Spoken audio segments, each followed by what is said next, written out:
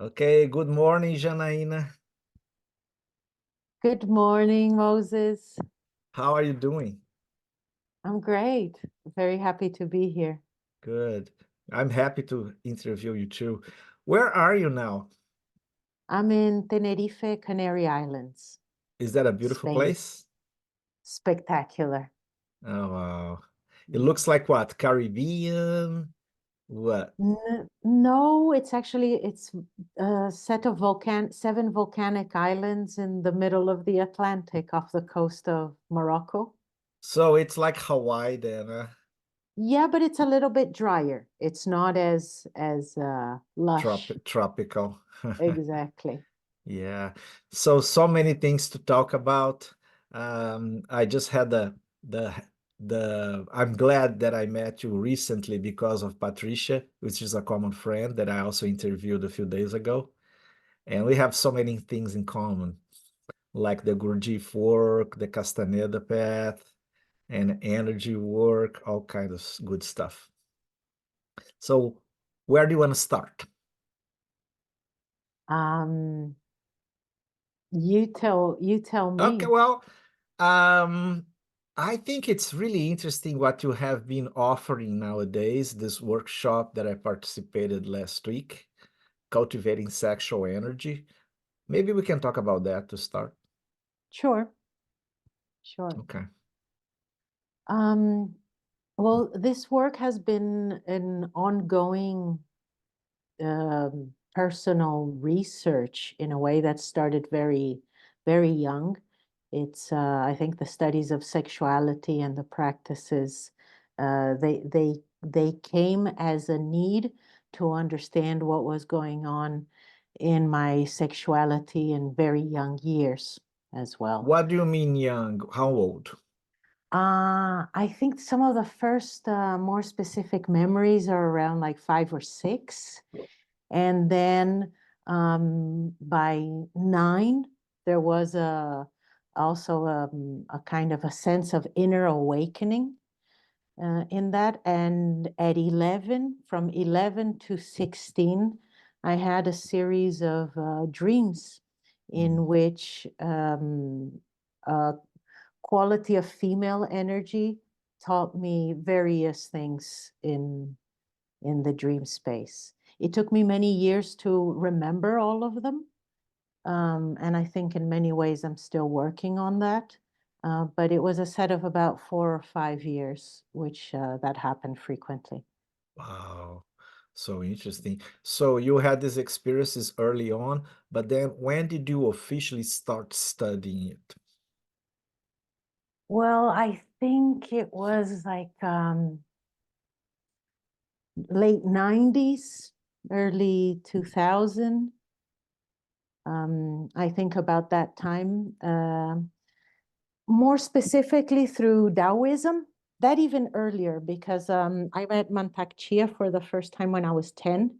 So I was already doing a little bit of Qigong, but the sexual practices specifically, I started doing them in my early 20s. Mhm.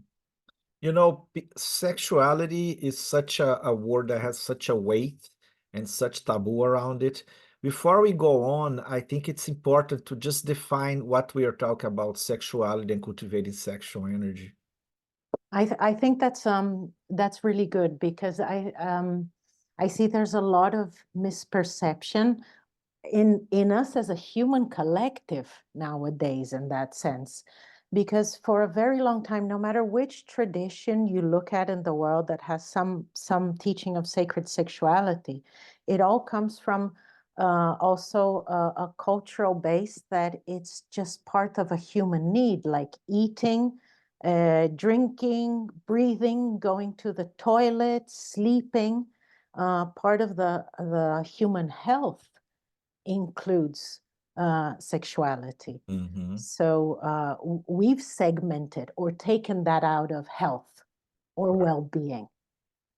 But when we start looking deeper into these traditions, we see there's a spiritual essence, but in a practical aspect, it's about basic human health. Mhm. The early experiences you mentioned that you were very young, that you had some awakening, is that connected to what they call Kundalini? I don't think so specifically. And at the same time, yes, in the sense that there was an energy there was already active or Mhm. started becoming active. Yeah, And in that's what I asked because I think you used the word active, like activating the Kundalini. That's how I associated. Yeah, but I think it wasn't just that. It was like an all body experience. So it wasn't something that it was concentrated, but it was yeah, devotional experiences through the sense uh, of sexuality. But also when you're a kid, it's just pleasure. You don't really understand what it is. So there's no it's very pure, it's very innocent. So it's about the sensations and the state of awe and bliss and Yeah. connecting with that. And the sense of tingling, I remember that, Oh, this is tingling, have fun. Yeah. And this is where we get cut off in our domestication. Eventually, somebody tells you that that great experience of bliss and pleasure is not okay, Mhm. and and we buy it and we Mhm. believe it. Or there is something dirty or sinful about it, right? Yeah. So you mentioned the name there. I always have the care to think about the viewers that they might not know who are we talking about. So who is Mantak Chia, Okay. your teacher? Mantak Chia is an Oriental Taoist teacher who opened many secrets of Tao to the general public.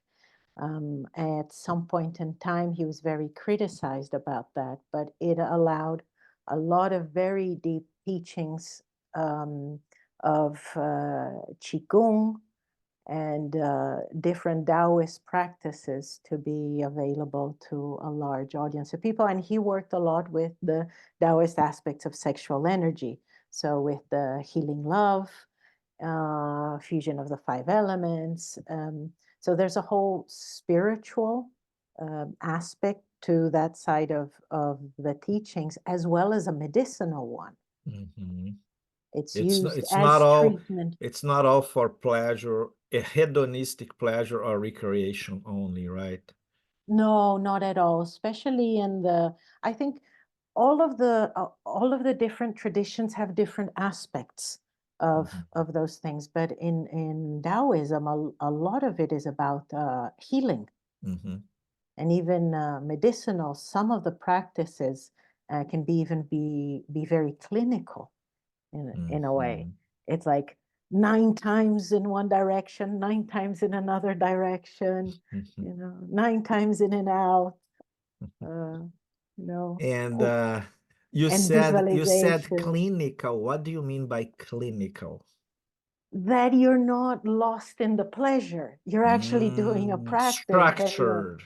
There's a it's structure structure. and you're breathing and you're concentrating on your perineum and you're visualizing and Mhm. there's sexual stimulation. So it's complex. It's not uh, one of these experiences where you can just relax and enjoy. Like Uh, like uh like an ecstatic dance or something, free flowing dance or something. exactly. It can Mhm. have quite a bit of concentration and precision Mhm. Kind of and uniting the masculine with the feminine aspects of energy, right? The structure from the yes. masculine and the openness and fluidity from the feminine. Indeed, but even before that, it's really about the practice with yourself. So before even considering the connection with another partner, all the work is about inner alchemy. So it's about transforming certain aspects of yourself, because also when you meet a partner, um, we have our traumas, our resistances, We have closed and open symbols, like things we're okay with, things that were not okay. Mm-hmm. Our own individual neuroses at Right. various levels, right? Yeah. So the practice is about working on those energies, working on the things that are somehow out of balance within us, Mm-hmm. or that when we come and meet a partner, there has been already an inner transformation, and whatever feelings and sensations come up, because relationships are very challenging. They are Yeah. mirrors. Yeah. So we have to understand that when we talk about sexuality, we're also talking about human beings. And Mm-hmm. it encompasses various moments in life, including celibacy. Mm-hmm. So working on self and the aspects of cultivating self are fundamental to be able to be in healthier partnerships. Mm-hmm. Yeah. I just wanna clarify that when I asked this question a few moments ago, I was not actually thinking about the partner. I was thinking about the anima and animus from Carl Jung, the masculine and Mhm. feminine within itself, and you ended up answering pretty much what I was thinking, in terms of like that within one's being and also how the being relates to the other being, right? Um, Indeed, there will always be the aspects of working the masculine and feminine within ourselves, because that's mhm. a big part of the work, indeed. Mhm. I was like in the beginning of my spiritual search, I was really interested in Jung, and I love the concept of integrating the masculine and feminine, the anima and animus, and all the mythology around it. I loved it. And there's a funny aspect too. The Mantak lives in Thailand, in Chiang Mai, right? Yes. Believe I was there. I was there because I ended up living in India for a few months, and then I went to Thailand, and I didn't know he was there, and I knew about him. So I was so upset when I knew, oh, I was there in his city and I didn't visit. Yeah. So yeah, we were talking about the workshop you're offering on cultivating sexual energy. Maybe you can talk more about it. Sure. We're going to be doing now a series of online workshops. They'll be in Spanish this time. Maybe in the future we'll do them in English as well. But this one is in Spanish. And cultivating sexual energy is one part of it, one big part of it. Mhm. But we will also be exploring, we could say that what weaves it together is Toltec teachings, Mesoamerican teachings. But then within that navigational map, we will go into the cultivating energy and the spiritual side of sexuality, but we will also go into aspects of everyday relationship, raising families, Mhm. the challenges that come with having children, the decrease of sexual impulse for women, the rejection men might feel having, suddenly it's the wife, he lost his wife, it's the mother and the baby, and where's the new constellation? So we will also look into these very real and concrete aspects of life, and how we Mhm. can use the cultivation of sexual energy and certain practices and certain suggestions to make our lives more pleasurable. It also has to do with our relationship to pleasure Mhm. and what we believe we deserve. We go deep into our belief systems as Mhm. well, because if you consider that every single human being that is here is because someone had sex. Sex Mhm. is an extremely natural thing, and it has a potential of creativity. It's so creative that it generates human beings, Right. generates planets. You Right. know, that's the level of the force that we are talking about. Mhm. Um, and we have this within us. We come with a system integrated to use sexual energy for our creativity, for our life, for our projects, for our families, for our well-being. So it's about connecting really with a lot of the natural states and getting rid of the taboos and having a more enjoyable and pleasurable life. Of course, whoever wants to go into deeper aspects of the spiritual side of it, that's also possible. But in these 9, we're going to look at some of the main schools of sexual energy. Which are? Well, the tantric school, but in its very traditional form. A lot of what we see nowadays is what is called neo-tantra, in the sense that some of the ancient practices have been adapted or transformed into relationship or intimacy practices, also breath work, indeed.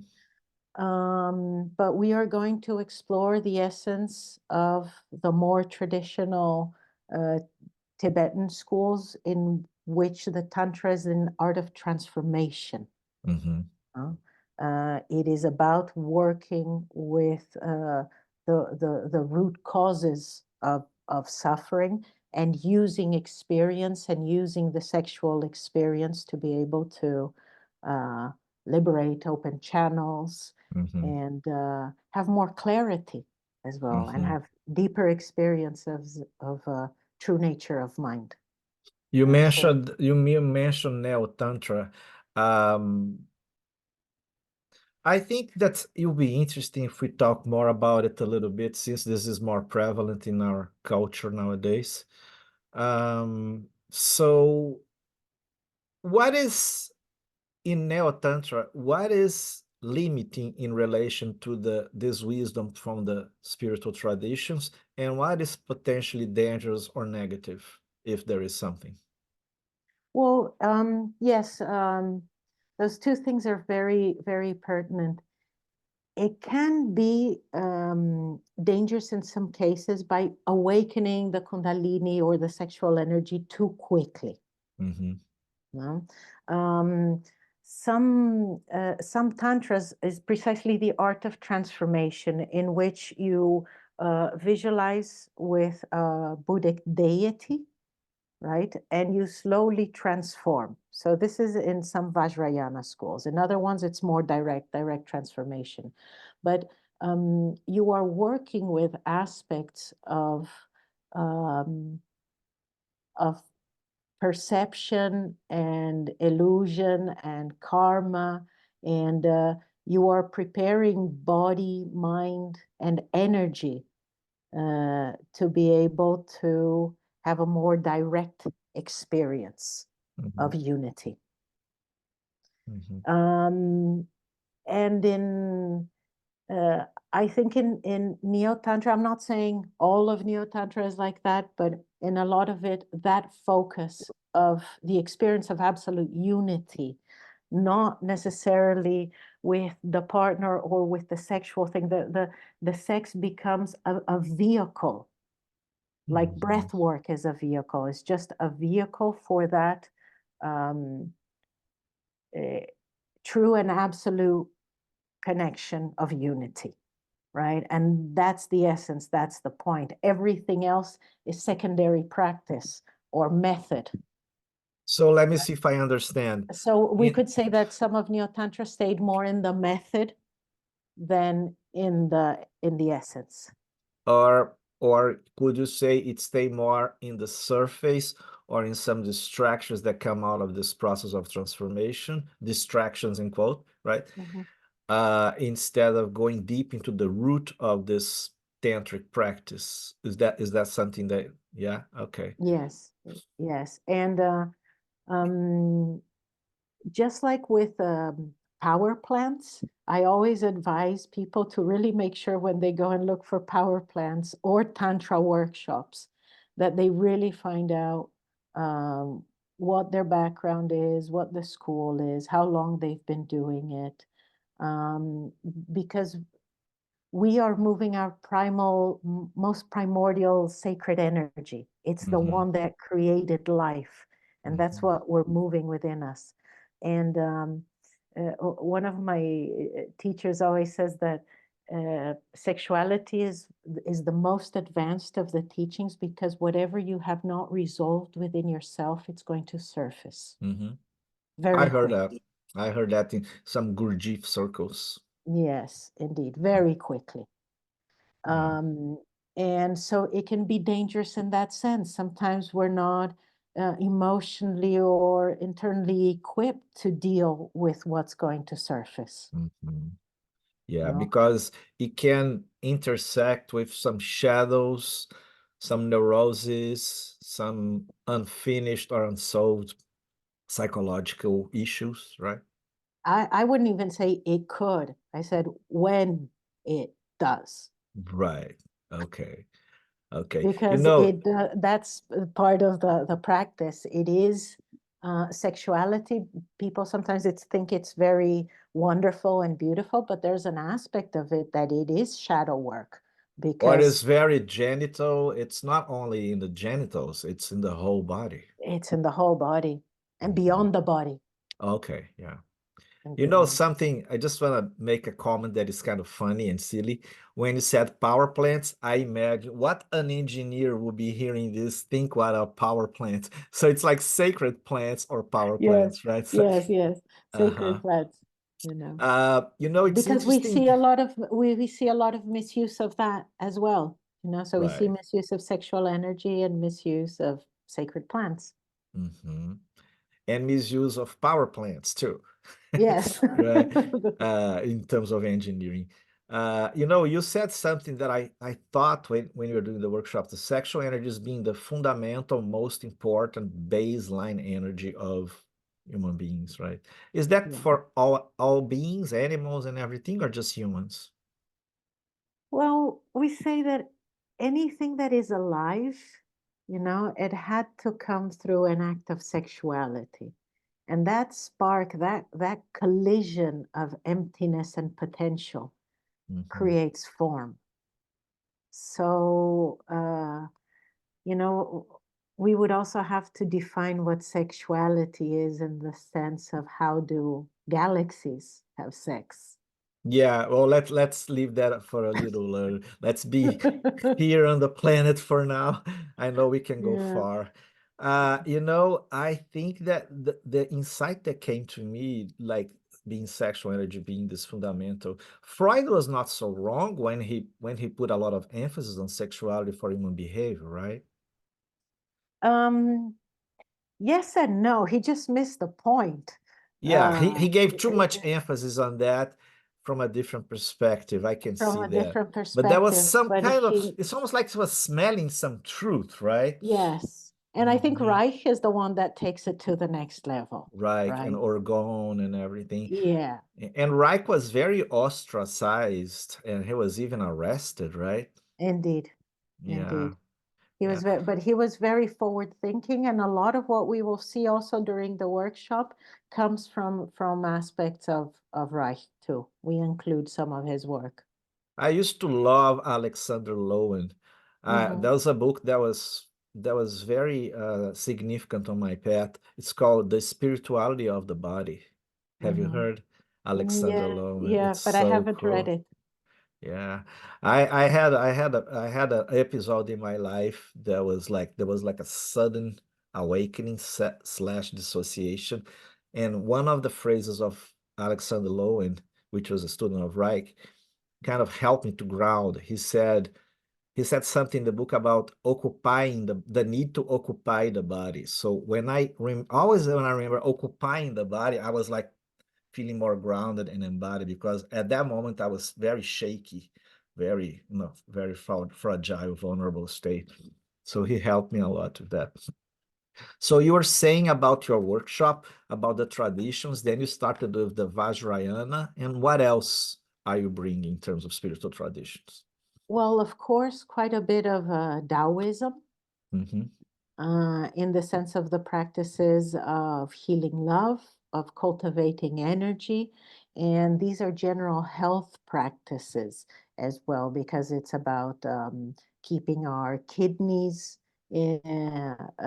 healthy, keeping our urinary tract. And, you know, a lot of people also suffer in later age of urinary incontinence and things like that. So these are practices that are preventative for old age. And we will look into things that people always ask, for example, the white tigresses and that kind of methods of pleasure. So we will also be looking into those Oriental traditions. I never And heard about it. That's gonna be new for me. okay, okay. Um, they are a lineage within Taoism of women, because it was also, the Taoists were also very machistas in many ways. So Oh some yeah. teachings weren't passed to women. And these Mhm. women, they said, no, no, we're going to do our thing Mhm. as well. And they work a lot with the aspect of fellatio. Mhm. Can you And spell that? fellatio, blowjobs. Ah, okay, got it. Okay.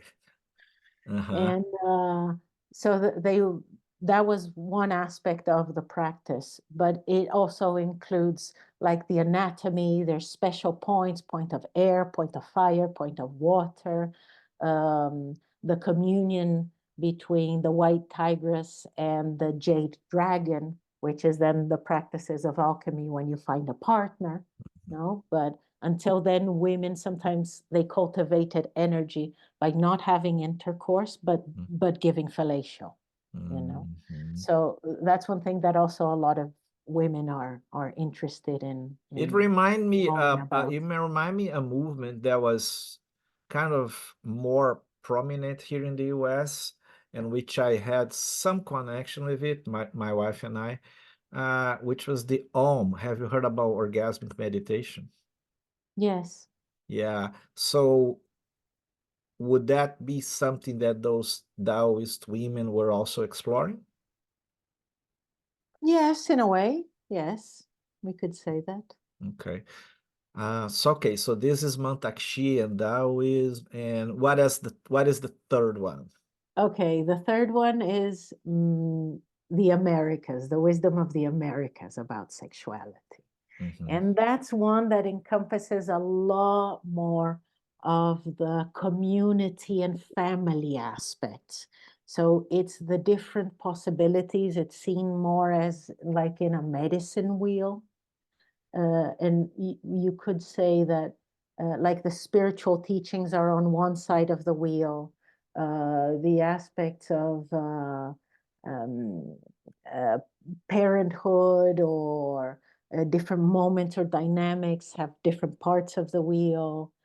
Uh, it also goes into understanding our sexuality when we were children, also in case when we are parents, to understand the development of the sexuality of that child and what the do's and don'ts Mhm. Mhm. about frustrating or allowing access. You know Mhm.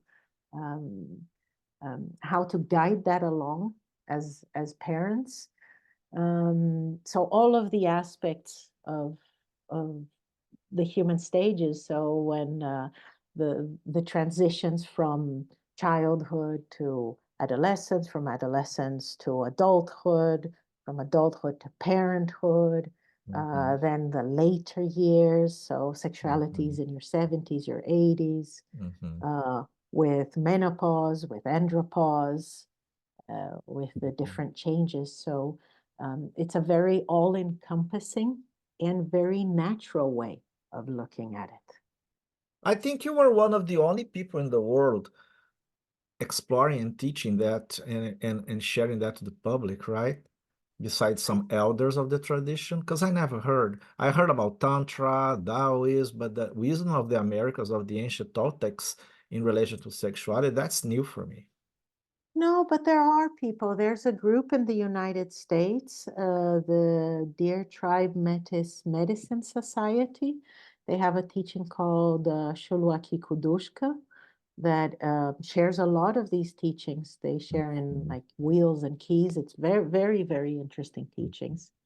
And that's available. Was that those teachings, were they developed almost like in the Taoist tradition, the women were kind of left aside and developed themselves? Is that No, something, no? no, no, They're no. more inclusive They were with the always men? very inclusive. We could say that all of the Americas were mainly matriarchal societies. Mm, So, mhm. um, yeah, and even until the time of conquest, it was mainly matriarchal. I mean, it was very balanced So, because the Andean culture is very much about balance. mhm. So we're not talking only about the Toltecs of the ancient Mexico, we're also talking about the Andean, all kinds of stuff. Okay, how about Mayas and Aztecs? They came much later? Well, Mayans came quite a lot of these teachings come from the Mayans as well. It comes through the teachings of the cacao. Mhm, There's teachings about bliss and recapitulation. So there are many things that come from the Maya, mhm. um, and a lot from the Andes. Andes has a huge um, even there's a lot of archaeological evidence of the sexual practices in Andean cultures. Is Machu Picchu in the Andes? Sorry about my, Yes, is it? Okay. yes, What do you yes. think happened with the Machu Picchu people? I know it's a little bit of a tangent, but okay, so let's go But back to the thread.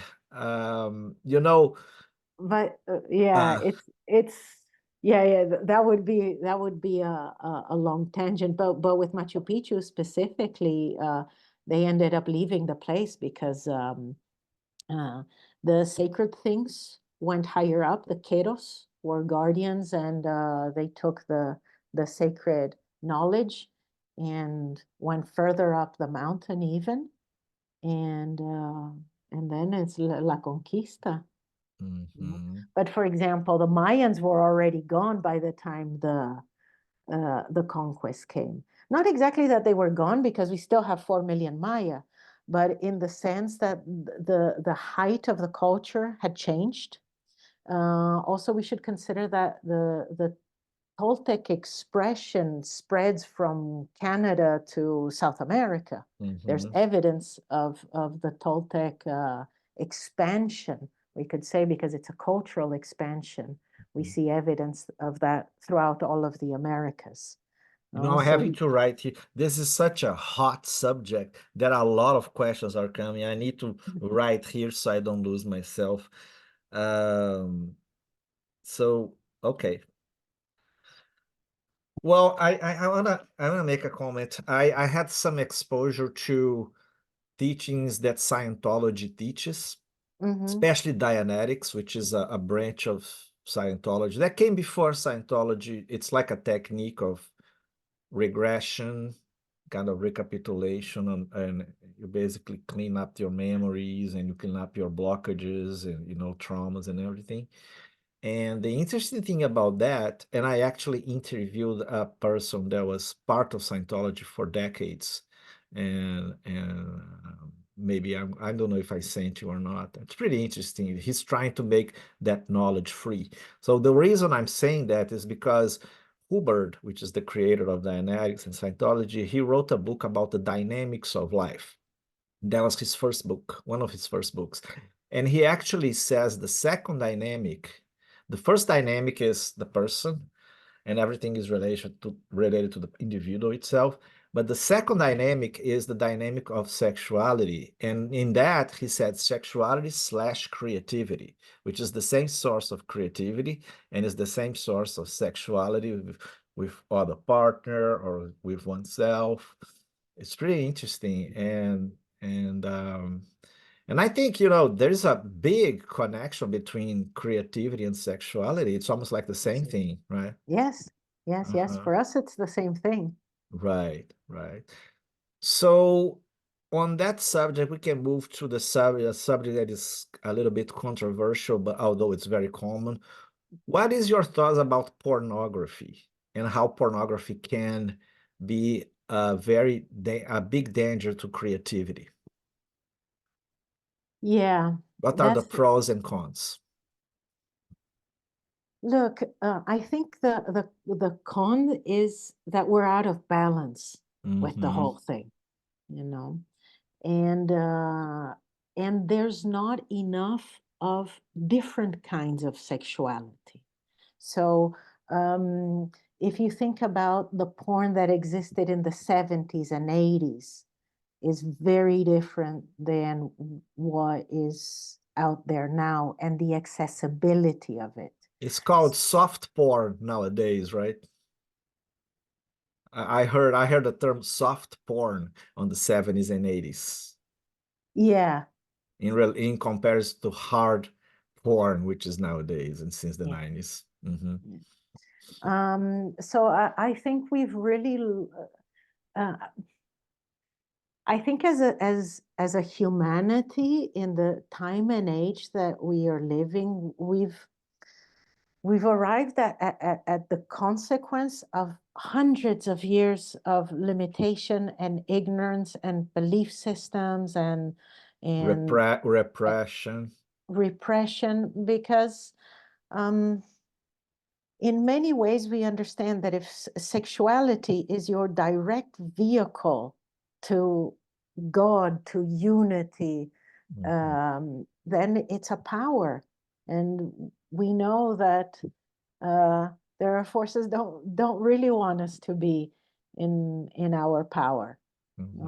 But this is not something that is now. This has been happening for like 1,000 years already, or more. Oh, even more. Even in the Even Bible, more. I mean, the concept of Yeah, so the fate. whole Yeah, Judeo-Christian, so we right. started, way back in the European invasions and Judeo-Christian culture. So this has been coming a long way. So we've arrived at a point where as a humanity, we're deeply ignorant about our sexuality.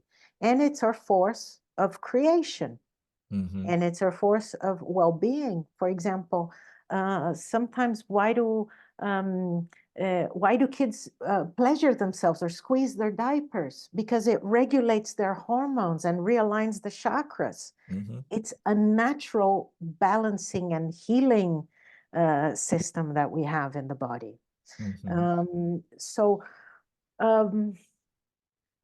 So we're talking with the about porn, yeah. like I believe that everything in the world has a good and a not good side, or a negative and Well, positive. the negative side is that it's gone too far in just one direction. So, for example, it's gotten violent, it's gotten misogynistic, it's gotten one-sided in the sense that most of the porn that's out there, it's about how men view or think they want to view sexuality. And for example, if we think even on a bigger level, we could say that some of the things that we see in porn are only about 25% of human sexuality and of types of human bodies and possibilities. So it's very genitally focused too. it's very genitally focused. It's very, there's a kind of script to it. There's an order of things. So that's very limiting in the sense, what about all of the other 75% of humans that don't really like it that way or don't connect with that in the same way, or would like to see other things? I don't think porn so much is an issue. What is an issue is the content, the limitation of content, and the availability, the excessive availability. Because one thing is an adult looking at that and making decisions about what kind of sexuality it wants to experience. And it's something completely different for a 9-year-old, an 11-year-old, or a 13-year-old to have access to that kind of content. because Interesting. it Yeah. confuses. Yeah. It's not real. And then we can talk about the whole world of gender nowadays, but let's just put that aside a little bit because I have a Mhm. question. So, oh my God, the question was here and I forgot. Let me see if I remember. Um, yeah, so there is one other question that came here. So the women, I know that women, and I've heard many women saying that they see pornography differently. They are more interested in the romance and the story behind it, and that's what the soft porn in the 70s and 80s were famous for. And men are more interested in the action or the act itself, right? So that how do you see that this difference, the difference of perspective of how women relate to the subject? There's definitely a difference, and it includes also in the level of complexity. Uh, One of Mantak Chia's teachings talk about for example, men are genitally focused and they have to learn how to bring their energy up towards the heart, and women have their heart focus, so they have to learn how to get this down to the genital area, right? So it's this Mhm. aspect, it's a balance of the yin yang as well. So certainly there's a different perspective of how women see porn, but I wouldn't put it just in those, because there's women that wouldn't just like to see the romance and the thing, and there's a lot of men that don't want also straight to the That's true. action. Yeah, it's hard to generalize. That's true. That's It's true. hard to Yeah. generalize, and that's why I go And then you back to come the with other sense that genders too, how they relate to that. It's a whole, yeah. I just think the porn industry is incredibly limited, and it's causing a lot of harm and a lot of confusion. That So, it so would be take nice if more people took different actions about that. that's a very good point of view. Yeah, the kind of a revolution in the pornography industry or the uh, sexual entertainment industry that Hmm. not only seen as entertainment but as transformation and healing, right? Indeed, Yeah, indeed. that's a good market for those who are in this industry. Just listen to this interview. That's a very big market to explore, right? Hmm. Big demand, I think. Many people Yeah. are looking for this indirectly or directly. So, And uh, there are some channels doing I think there's the name will come back, but there's a group I think in Barcelona that does porn more for women. So I think that there are starting to be different initiatives that are providing different kind of content. let me know later. I can put in the description. Mm-hmm. Um, Erica Lust. can you spell the name? Erica, I think with a K, and then Lust. Lust or Yeah, yeah, Last? yeah. Oh, Erica Lust. Okay, got it. Um, yeah, it's interesting. Like my mind is having all these questions and I keep losing them. Maybe I need to eat more, or maybe the subject is steering some stuff, you know. So let me see if I wrote here. Oh, so coming the perspective that sexuality and creativity are one and the same, what do you think about what's happening with the creativity of women and men if they are addicted to pornography?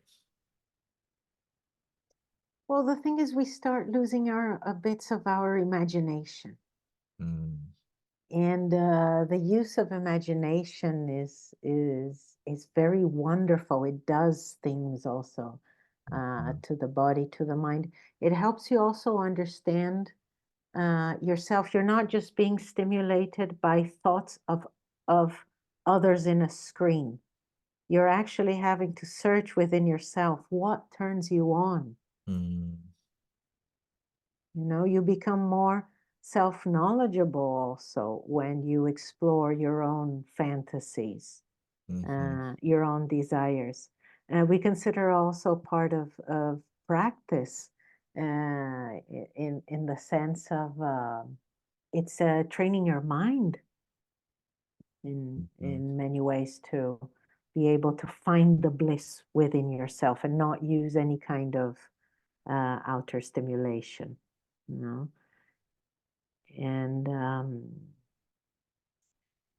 And I know it's a challenge for a lot of people who I see that a lot of people are more addicted to porn nowadays. No, but I think people are addicted to digital things in general. So sometimes we propose is digital fastings, you know, Yeah, put your phone away it's the for the whole weekend. endorphin phenomena, right? And there's nothing that creates more endorphin than sex itself, more than even intellectual stimuli, something. Yeah. The difference is we can deplete ourselves or we can fulfill ourselves. So, for example, it's also like immediate pleasures. There's a craving, you satisfy them, and that's it. But you kind of like lost the energy. And with sexuality, you have the possibility of having all of that, but also cultivating and bringing that in your life and manifesting it through healthier relationships and more creativity and more energy for your work, your business, your children. And maintaining a state of sexual arousal / high energy, maintaining that, not having a peak and losing it, right? Exactly. Exactly. Yeah. And just being high on life. Right, without a need of drugs or substances. Right. So or imbalance of that, because we're not against anything. It's just the excesses. And the addictions, yeah. And the addiction. So it's really nice to go and have a beer once in a while, you know, or I don't know, even to have a or cigarette. A sacred plant, or yeah. Well, those we always consider medicines, you know, but in the sense it's about the balance in life, not overdoing, because if we're in addiction, we're in frustration. And we all have our addictions, you know. Gurdjieff talks a lot about that in a way that you know, everybody has their addiction. Yeah. One thing that Castaneda's path, which by the way, I interviewed Patricia, your friend, which is part of the Castaneda movement for a long time too. Here I am doing some propaganda of my own interviews, so people that are interested in ours can see them too, you know. Of course, yeah. That's everything is connected and complement each other. So Castaneda used to say that we needed to be kind of averse of our sexual energy in relation to using them, because they could be an impediment for having lucid dreamings and for maintaining a high level of energy. So what do you think he meant about that? I know there is a lot of misunderstanding around it. Yeah. There's various ways to look at that, but we certainly don't agree. You know, we look, in the sense that sexual energy is fundamental for dreaming. That, yes, but that you need for to lucid dreaming and for dreaming. lucid dreaming. And dreaming too, right? I guess. Yes, because it has to do also with your kidney energy and your organs. So, but not giving the content or the teachings on how to transform that energy, and all you're doing is repressing and suppressing energy, because you're in put yourself in a forced state of celibacy, like I've seen many of the Castaneda practitioners, like, no, I don't have sex, and but you can't I went just, through that in my 20s. That was really hard. yes, But that was part of the friction needed to awaken something else too, you know. I agree because I was one of those people too. you know, and I had some of my years of celibacy because of that. But over time, I realized that then I would have sex and have extraordinary lucid dreams, you know, and Oh, interesting. that's when I started exploring more the aspect of sexuality and lucid dreaming. And it Hmm. does have to do with cultivation of energy, because if you're just holding the energy there, but you're not making it work, it's just getting stuck and it creates blockages and even obstacles.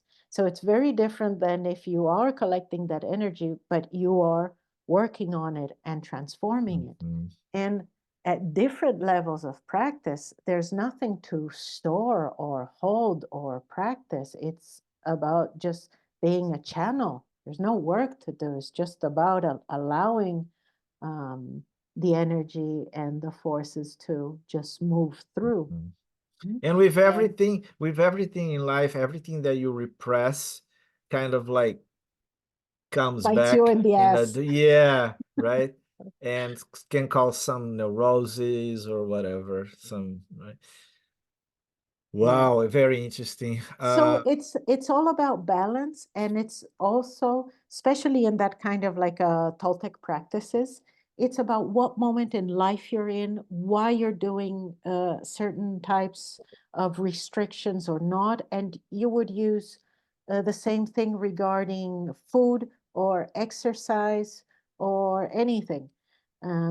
So it's certainly very healthy to be in celibacy. When we talk about sacred sexuality, celibacy is a big part of it, and to have long periods of celibacy can be incredibly healthy. But it's good that we know how to manage that energy. Interesting. I just associated celibacy with fasting Hmm. in terms of food. Yeah. Yeah, gives you Yeah. tremendous energy. Hmm. Mhm. And also you have to have balance. You have to know when to fast, when to feed yourself, you know. Yes. Otherwise you'll become a breatharian. That you just want to, I know some breatharian people, there might have been people that are healthy, but I knew some people that became quite sick doing some, yeah. Hmm. So let's define lucid dreaming. I think it's important at this moment. Um, well, we could say that lucid dreaming is when you realize that you are dreaming. Hmm. Those dreams in which you go, oh, this is a dream. But within that kind of dreams, you can have dreams of lucidity, dreams of clarity, dreams of pure light. So I think there's levels of clarity and lucidity within the dreams. Yeah, I mean, maybe lucid dreams can be related to different states. For example, some of them you can fly, you can change your size, or you can create environments. Some of them you are more the energy itself, right? I don't have much experience. I had just glimpses of, but I had too much stuff going on that I couldn't maintain my attention in the lucid dream. But I know Mhm. exactly what it is. Mhm. Yeah, yeah. So you know, there's two paths we can go from now on. We are probably 1 hour on the interview, and I think that I could be talking to you for like days, you know. We can go to a path that is more esoteric, more out there, or we can go to a path that is more like here, more mundane. I think for the viewer, maybe we can do the out there in another interview. I would love to invite you to that. As you like. Yeah, I think maybe we can start with the more mundane, more our reality here, social, cultural, and then if some things pop up more esoteric or transcendental, we can bring that too. So, what do you think about Kinsley, the Kinsley research? I don't know it. Oh, they have a Hollywood movie. It was a scientist that did a research on sexuality. He wrote like a treatise on sexuality. And there was a lot of controversy because he also liked kids. And he was the one that proposed that kids are very sexual early on and they needed to engage in sex, which made room for many pedophiles to hijack this theory. And I don't think I heard many things about Kingsley, and on this area, like of spiritual teachers, there's many criticisms, and you never know how to separate the truth from the false. But I heard that he was a pedophile himself. That's what I heard, Mm. because this research that he did and everything, and he did, like, I think he did the most comprehensive research on sexuality ever. It was probably on the 50s. I thought that was like Masters and Johnson. I don't know. Maybe it was one of the. His name is Kinsley, Kanssley. And Mm. Hollywood is usually, because Hollywood has their own interest, created like a more flowery picture about him in this movie. But if you Mhm. dig deeper in his life, you see that not everything was so flowery on those Right. experiments. Okay, so we got disconnected. Now we're starting again. And in the meantime, I did a little research of Chat GPT here, and I was actually referring to Alfred Kinsey from the research on sexuality, and not Kinsley, it's Kinsey. And it says he was an American biologist, professor, and sexologist known for his groundbreaking research on human sexuality. He developed the Kinsey scale, a method for assessing sexual orientation. Right. So, yeah, I don't know it. I have to say to so you many that things. I've received things from very traditional, from abuelas and from the grandmothers and the Elders. elders. So I never really read any of the academic stuff out there about sexuality. I mean, a little bit. I'm interested in the new research that has been coming up in the last few years, but Mhm, I'm certainly not an academic to have mhm. read these things. But what I do tell you is that childhood sexuality is belongs to the childhood world. No adult should interfere in it Amen. That's whatsoever. that's that's very, It's very good. Mhm, children are very, very sacred, mhm, and what they're experiencing in their own bodies is for them to experience, and we have no right in interfering with it whatsoever. As parents, we can help guide and nourish so that they can always find their heart, mhm, but no aspect of pedophily is mhm, right. You know, mhm. Yeah. even in some of I the see I teachings, see they it say as that. a distortion of something, right? Mhm. Even in some, sorry, I interrupted you. No, that in some traditions they say that the first sacred the first sacred law is that everything comes from woman, but the second law is that we must protect the children. You know, no harm can be done to the children. So That's a the first law is fundamental. what? The first law is what?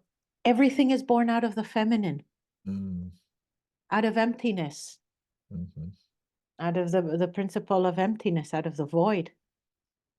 No, there has to be a masculine potential, but it springs from the void, from the matrix. It's like the masculine triggers it, or what is the participation of the masculine in this creation, speaking more universal terms, not only in human terms? Well, that's the thing. The conceptual mind can only understand in binaries and Hmm. dualities. Hmm. But when we talk about essence, we are talking about this void and this potential happening simultaneously. That's Hmm. unity. Our mind has to understand as void and potential, or light and dark, or this and that. But our being intuits that there's no separation Hmm. between that.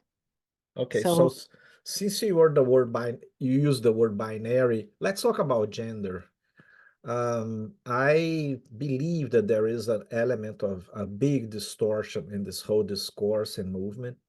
That's my belief, and I agree with Jordan Peterson in terms of some of his controversies of he was like expelled from his school because he didn't want to use some pronouns to a specific student that had a sex change, but he was actually seeing, I don't know if that was a man or a woman, he was actually seeing a male or a female, and that person asking to address that person through another gender. And then he refused to that. And that created a whole backlash, and then that's how he became more prominent. Because he said language is a very important aspect of of consciousness, and if we start messing up with language, with what we see is not what the word we use is not what we see, then we are like prone to all kinds of dangers, you know. So how do you see this whole gender, different sexual orientations world? How is your view about it? Well, I think that like everything, it will come to a balance.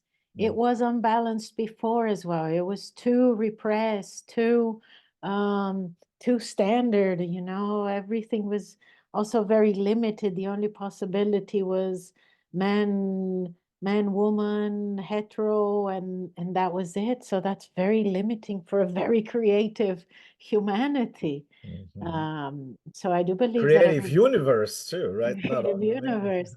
So I think every human being has the right to express themselves in any way they want.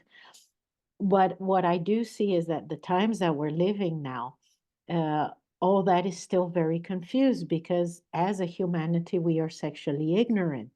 So we Mhm. also make decisions out of that ignorance, you know. So expressing your sexuality in whichever way you feel it internally, no matter what gender you are. We're all confused in that sense as human beings. So I wouldn't, you know, I don't make such a big deal about genders because I think they've always been there. It's always been there. It was just never addressed. And Mhm. we have to address it. And yes, it might seem a little excessive at the moment, but it was before too. So I think in the next 50 years, we will find a balance. My concern is more for confusion in like teenage years, Oh, absolutely. making big Children. life decisions, surgical decisions at those ages, that I find very delicate. I think your emotions, your brain, there has to be a level of maturity to be able to make that decision wisely and a little bit more life experience, you know. Yeah, a big danger related to language is like it's okay for the person to express themselves, how they feel within their bodies, within their psyche. It's okay. But the moment that there is kind of a force, or you have to address me like that, or you have to see me like that, or treat the movement that I'm part of like this, in terms of like something like being forced upon other people of a minority that wants the majority to not only accept them, but to basically almost become them. If they are not them, they're not even so, they're not maybe so evolved, you know. When that's how the distortion happens, and when there is like an interference of the right of the other person to address and to see and to relate in their own way. This is how I feel. Because, for example, comedy, okay, humor. We are both Brazilians. Yeah, although we're speaking English for a bigger audience, we're both Brazilians. It was so funny, all the jokes about sexuality, homosexuality, you know, there's some kind of hotness and some kind of kirkness on those jokes. And the moment that you and of course there's negatives and positives too, but the moment that you are repressed of not being able to talk about the other gender in a funny manner, which you can talk about anything funny, but when you talk about that, making a joke, it's repressing that. So comedy is basically dead, not only because of that, or because of politics and everything. And so I see that the main problem is the maintain the individual freedom for the person to express gender, sexuality, but also maintain the freedom from others to make fun of it or to uh, talk about in the way that they feel like it, because according to their belief system or state of awareness, you know. But the moment that you start curbing freedom of expression, that's when I think the distortion comes. But But I was it want to, about, what do you think? This is my opinion, and I might be wrong mm, too. So what do you think about what I just said? well, didn't that happen before? I guess, yeah, of uh, course. I just see it as another side of the same coin. I mean, that's why I talk about balance, that I think we will achieve in time that kind of balance. But we have been through thousands of years of a very structural chauvinism. So it's natural that a lot of these things are breaking through. And for example, when you were describing also the insistence of certain gender expressions, I hear the same thing in vegans, you know? Oh yeah, It's it's everywhere. Yeah. it's everywhere. So I think the distortion, it's not in the sexual aspects or in what you eat or if you do yoga or if you're a smoker or not. It's the kind of Politics. it's the fundamentalist kind of thinking, right? Yeah, So we certainly need a change of paradigm. And I yeah. think we are in times, a bit like in the French Revolution, where things are getting stirred and moved, and certain Mhm. minorities do have to yell or insist or, um, make a stand, because or else it doesn't happen. And as far as comedy goes, I don't think comedy's dead. I think it's about the kind of dramaturgy that we choose to express ourselves, because in comedy you can choose an outer aspect to make fun of and use humiliation as a form of laughter, and that laughter can be hurting and damageful for the other. And there's the kind of comedy where you make fun of yourself, Those are the best. and Yeah, then people laugh with you, those are the and that's best. healing because they recognize their own limitations. So I think again the distortion is not so much in each individual aspect, but in the way we are communicating as a society. And maybe we should be choosing a narrative of good and self-reflection, and Hmm. laughing of ourselves and inviting others to laugh with us. Hmm. This is so good that you said. Thank you so much for this reframing. Yeah, I can see, you know, the modality of times, the zeitgeist of times. In the 70s and 80s, the humor was one, and that's the humor that I was born with, so I feel some nostalgia. I mean, you could make fun of religion, of race, of gender, of everything, and that We was could get away with hilarious. anything. Get away with anything. And it was hilarious, you know. Even the people that were being addressed, for example, maybe a black person or a Chinese person or a homosexual, they would even laugh because it was something more pure. There was not much malice on it. And there was the people would not get offended like they are today. That's a big thing. People get offended very easily. I actually don't think that's true. I think people have always been offended. They just put a face on and accepted it.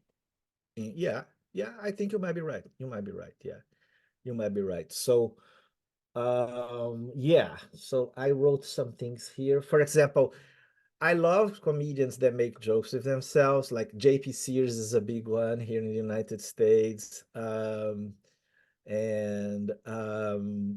it's interesting that black people can use the N word here in the United States, but if a white person uses, they are in trouble. I mean, Yeah. trouble.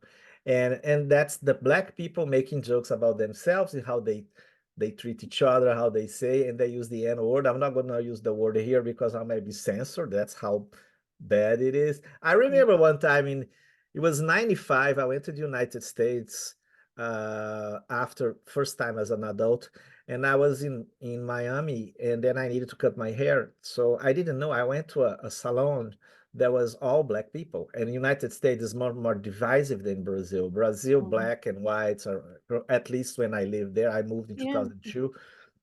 Now it's a little bit more weird, but not so divisive as the United States. So I went to this saloon of black people, and everybody looked at me as if I was an alien. And I felt that, but I was like, well, I need to cut my hair, whatever.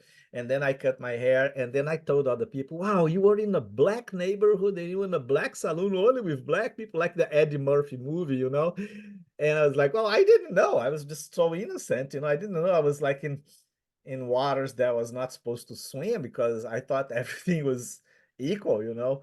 But that's so interesting in terms of the N word. Even Joe Rogan, which is another podcast that I really respect, he was there was a backlash with him. He used the N word. He's a very spontaneous guy. He used the N words many times throughout uh, probably more than a decade of podcasts, and they took out the shortcuts of all the N words that he said throughout the years, and there was a big backlash. So I'm going to be careful here. Indeed. The I other, would like to put something in the sense also uh of this aspect of goodness. Us in Brazil, we might use, I lived a long time in Bahia as well, and we oh use the yeah, N word as a term of endearment. It's what you call the people you love with affection, you but know? that's the N word translated to Brazil, right? Yeah, Yeah, yeah, exactly. It's but the way we use it. It's the same word, but right, it doesn't yeah, have the same charge. For us in Brazil, it's a term of endearment. It's the yeah. one you use for a very close friend. Yeah, yeah, Um, I oh, can say the word because the word doesn't have the weight. The word in Brazil is neguinho or nego, right? Nego, mm. neguinho. And the word in English is a little bit different. And it's considered a very pejorative word. Like, you know, Yeah, no, um, I yeah, you know what I understand mean? that Yeah. in in the So States. how Brazil is now, after all this cultural change that have been in the past decades with more leftist ideologies, which are pretty much pro this discourse of gender division. How do you see, do you have any contact with Brazil and Brazilians? How do you see this different in dealing with different genders in Brazil nowadays as Well, I compared think to the it past? the thing again here, it's not just about gender. It affected the creative culture in general. Interesting, because look, we're talking about sexuality here, and then you just use the word creativity, and Yeah, also creativity in humor and comedy. So there is a exactly. big A intersection huge between. connection. Mhm, Yeah, because laughter is sometimes related to orgasmic energy as well. So mhm, all these things that we create in the comedy, the expression, the theater, the art, that's all product of mhm. films, painting, sculpting, anything that is creative comes from this sexual energy. So what we saw in Brazil in the last few years was a complete um, setback of of culture and creativity. Would you say in the whole Western world? Yes. You And know, not just in the last years. I've seen it progressively, yeah, or gradually. gradually since the 90s. Yes, And it's so, it's it's so interesting because I have heard, and I guess you too, and many people that are listening to us, that oh, the movies are not so good that they used to be. Like you go to Netflix and most movies are almost the same story. It's a violence or an apology to the criminal, or there's not so much story, not so much messages. And that happened with creativity in movies too. I give you an example. Charlie and the Chocolate Factory. Have you seen that movie in the 70s? yes, Willy Wonka. It's beautiful yeah, movie, beautiful message of non-attachment and integrity and beauty. with two So, great comedians. oh my God, yes, very, very great comedy. And and that movie from the 70s, I was a child when I watched, and I was deeply impressed with it. And the main message was, for me, of non-attachment when he gave that candy back to Willy Wonka that was all mad with him, and Willy Wonka opened up the factory for him, almost like he reached heaven, and factory as heaven, you know.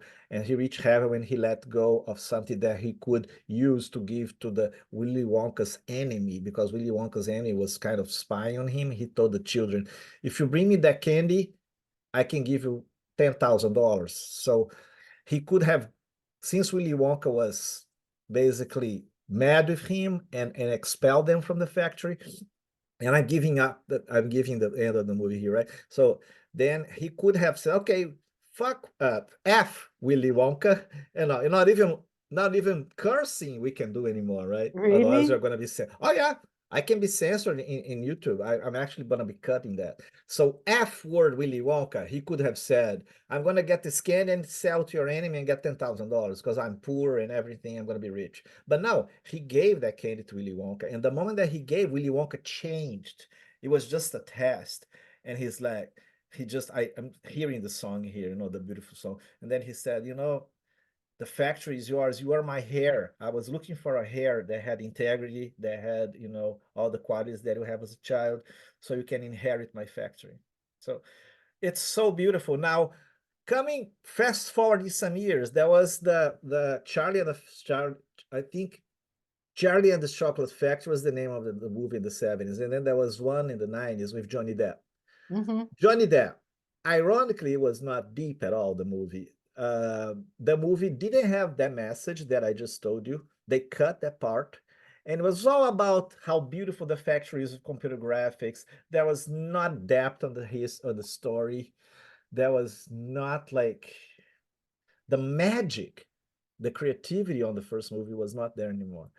Now, fast forwarding more years, and I think it's a hope for us. There's the new movie Wonka. Have you seen it? Not yet. See it. Beautiful, magic, another message of sharing, the importance of sharing. They again cut the message of the original one. They cut the message for some reason, but they put another message, reframe a little bit more superficial, that that is good. It kind of warms your heart. But anyway, Mhm. enough of that. I'm talking too much. You have much more to say than me. No, please, no, that's wonderful. But I agree with you that also this limitation in our sexual lives leads also to not very interesting things being made. Yeah, many People people and that love movies, they still love the old movies, the movies from the 80s, 70s, and even before.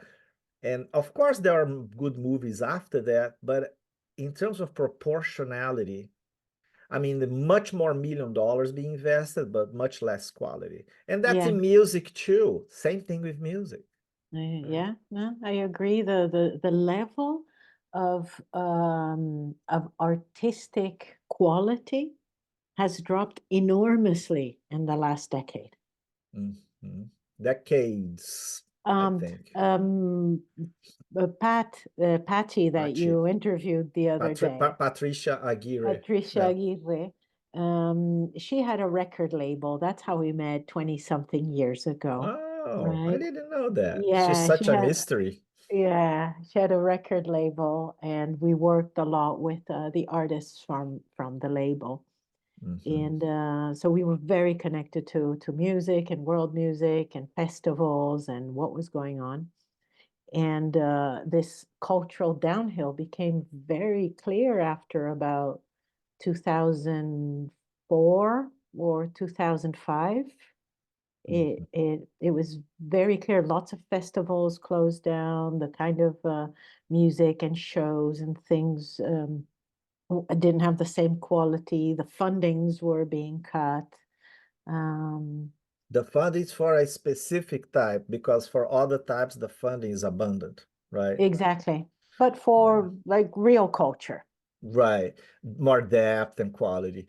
I see the same thing with soccer. The magic of soccer of Brazil in the 70s and 80s became very capitalist, not against capitalism, but very like money, success, ego prone after that.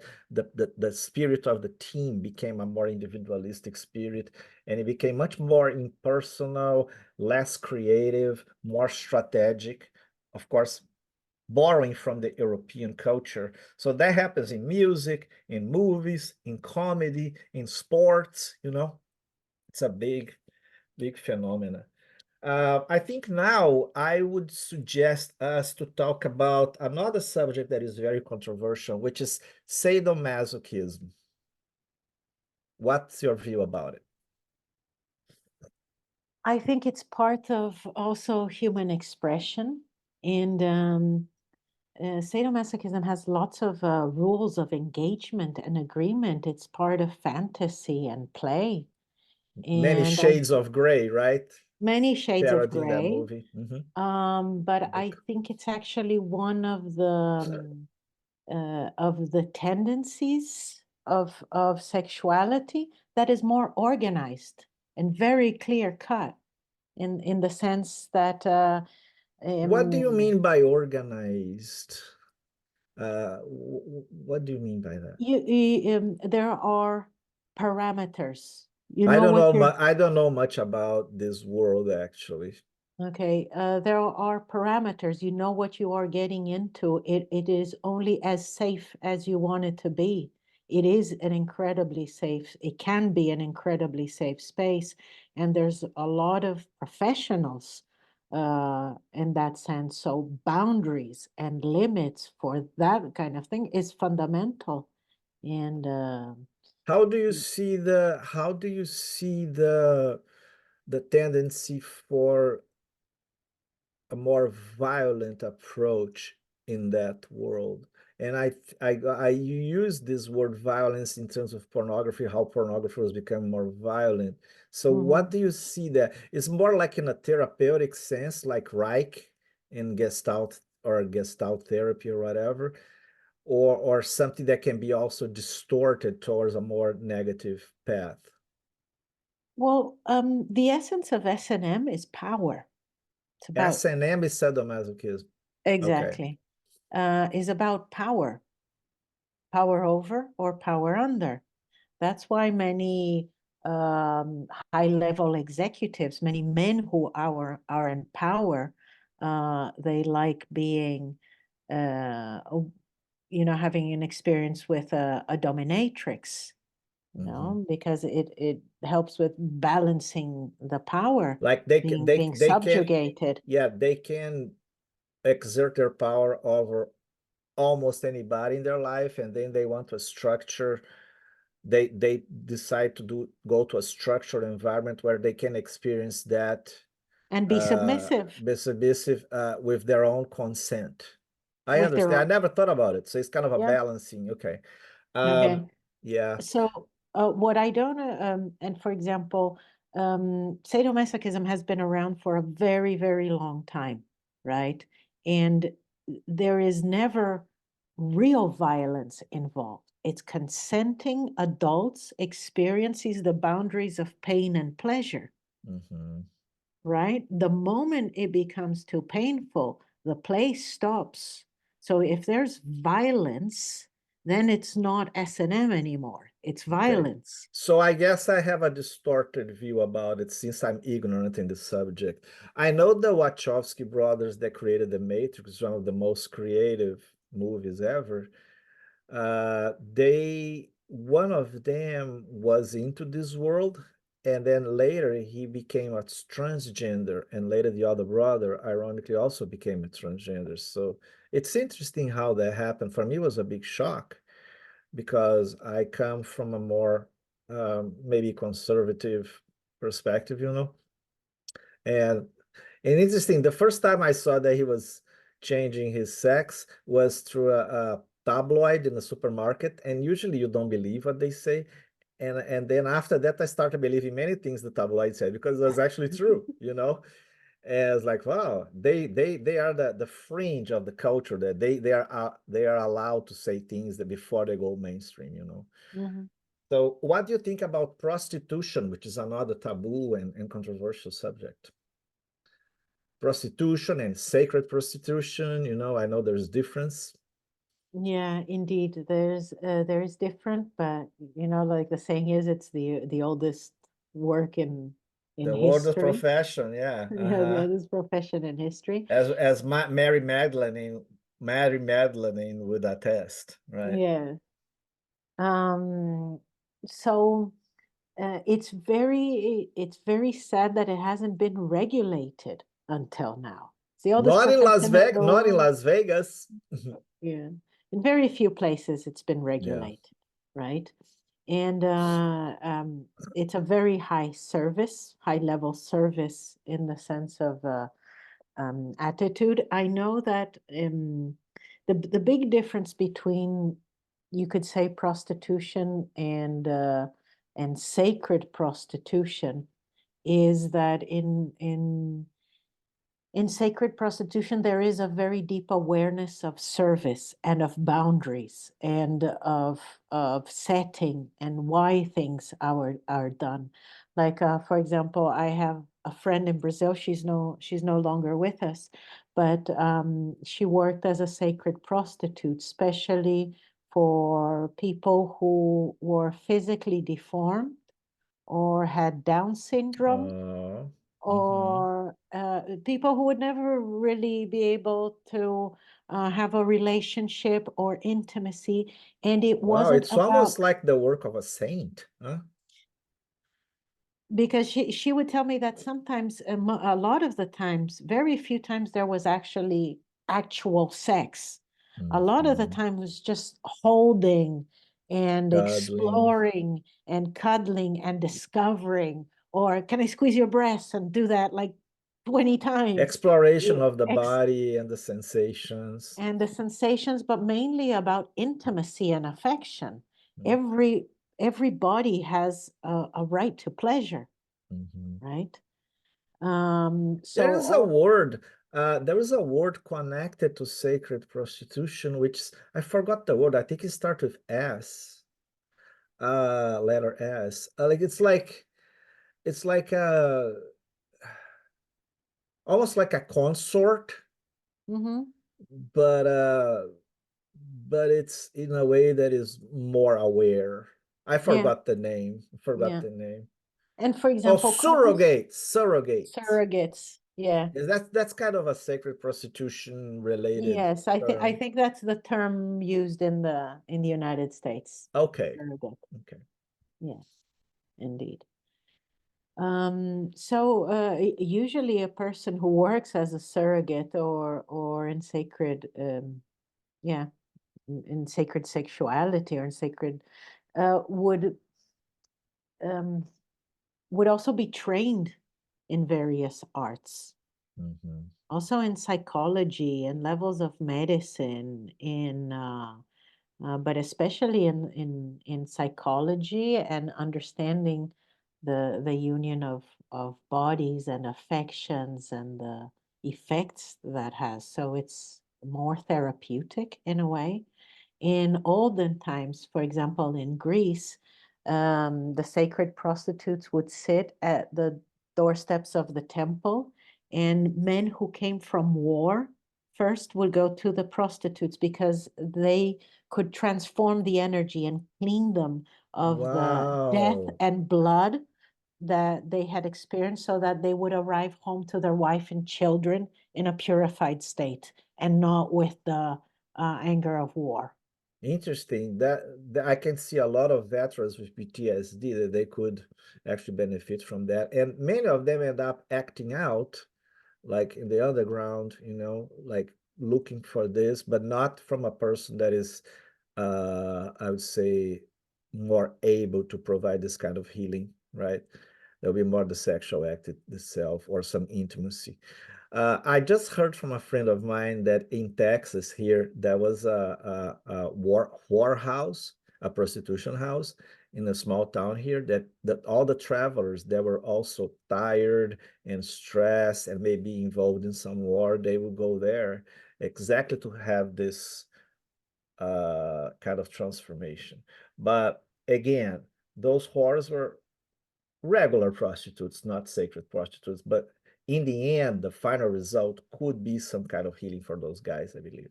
Right. Of course, of Mhm. course, because And intimacy in many ways it's very healing, but that's why it's also very challenging and many much dedication, and the sacredness of the profession has been lost for a long time. Although there have always been mystery schools or teachings that have kept that alive in all continents throughout all ages.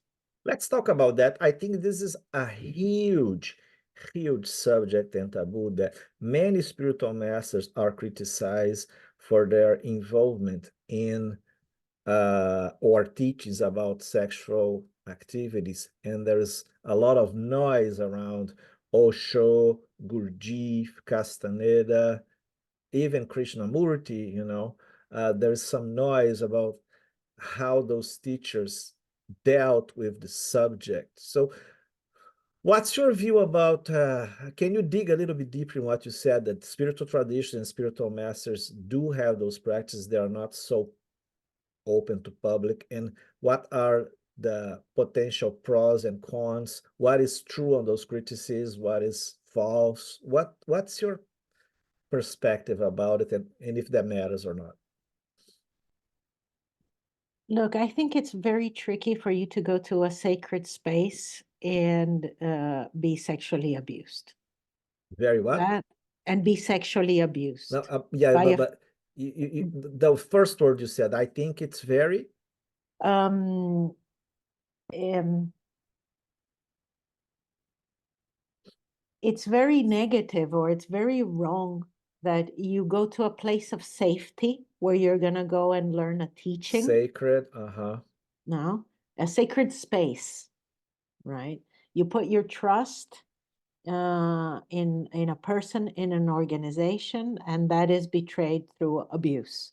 We have to talk about this since we're talking about controversial subjects, because Yes. there is a lot of that going on. There's a lot of gurus, you know, uh, who's like, "Oh, I'll show you the way to enlightenment." Yeah. Come and sit on this. Yeah. You know, I, and I, I think the main problem is, like, even if those gurus, every human being has different facets and different multiple intelligence and different aspects of, there are some aspects are evolved, some aspects are not so evolved, they need to be worked with. So what happens with the spiritual teachers is that even if they were involved in something more negative or abusive, that people would benefit a lot from their teachings. They just throw the baby with the bathwater. Oh, this teacher, you know. no, that I understand, and that's why I'm saying there's different levels, and I have to start first from the worst of them, which is when you place a trust, and that trust gets betrayed because the teacher itself is not balanced Integrated. or Uh-huh. integrated. But then we can go to the other side of the spectrum, and some teachings include the sexual involvement with one of the teachers or something like that, because it is part of the process. But Is it is again, it something, sorry, is it something that is more covert, or it's open to the public or whoever gets into the path? no, it takes usually, uh, for example, there's some lines of Vajrayana Buddhism that it might take years for you of preparation to be ready to do higher practices of sexuality, or uh, or to even be to receive what they call direct transmission also from the teacher in that sense. um, Many of the Vajrayana teachers taught in brothels and whorehouses. What? Really? Yeah, yeah. And So so wait. They had the headquarters in a brothel, or they went to the brothel sometimes to teach? no, I had headquarters in the brothel as Whoa, yeah, well. pretty interesting. Yeah, yeah. So that's why there's the whole spectrum, and I think at the end of the day is about consenting mature adults getting involved in things, and How do a practitioner slash apprentice differentiate from a true sacred sexuality traditional teaching or some kind of more abusive lower level slash uh, distorted approach from the organizational master? How Your would the heart, person know? Your heart. your heart knows immediately. And if you say it because there's things that might be your own thing, but if you express it in the way that's received, that's the What if the difference. person might be so confused in this area that their heart is also confused and it's hard to discern right from wrong, truth from falsity? I think that's how we get into trouble in a way. But it's really about trusting our intuitions and having the self-confidence. Your heart knows immediately, your gut knows immediately what doesn't feel right, what doesn't, you know, and if it's right, there's no limitation. Consenting adults, not a problem. Whoever it is, it's a teacher, not a teacher, this or that. Of course, context, you know. Um, I've had a teacher who fell in love with a student, and vice versa, but they were very proper, never within workshop context, and then they became a couple and got married and all of that. Um, so these things can happen, and also, like for example, in Brazil, I know a pai de santo who has many lovers. That part of his thing is to have many lovers, but they all know that they can't get Let, attached to him. let's define Pai de Santo. Okay. Pai de Santo is the head of Umbanda tradition, the African tradition in Brazil. So it's like the priest, right?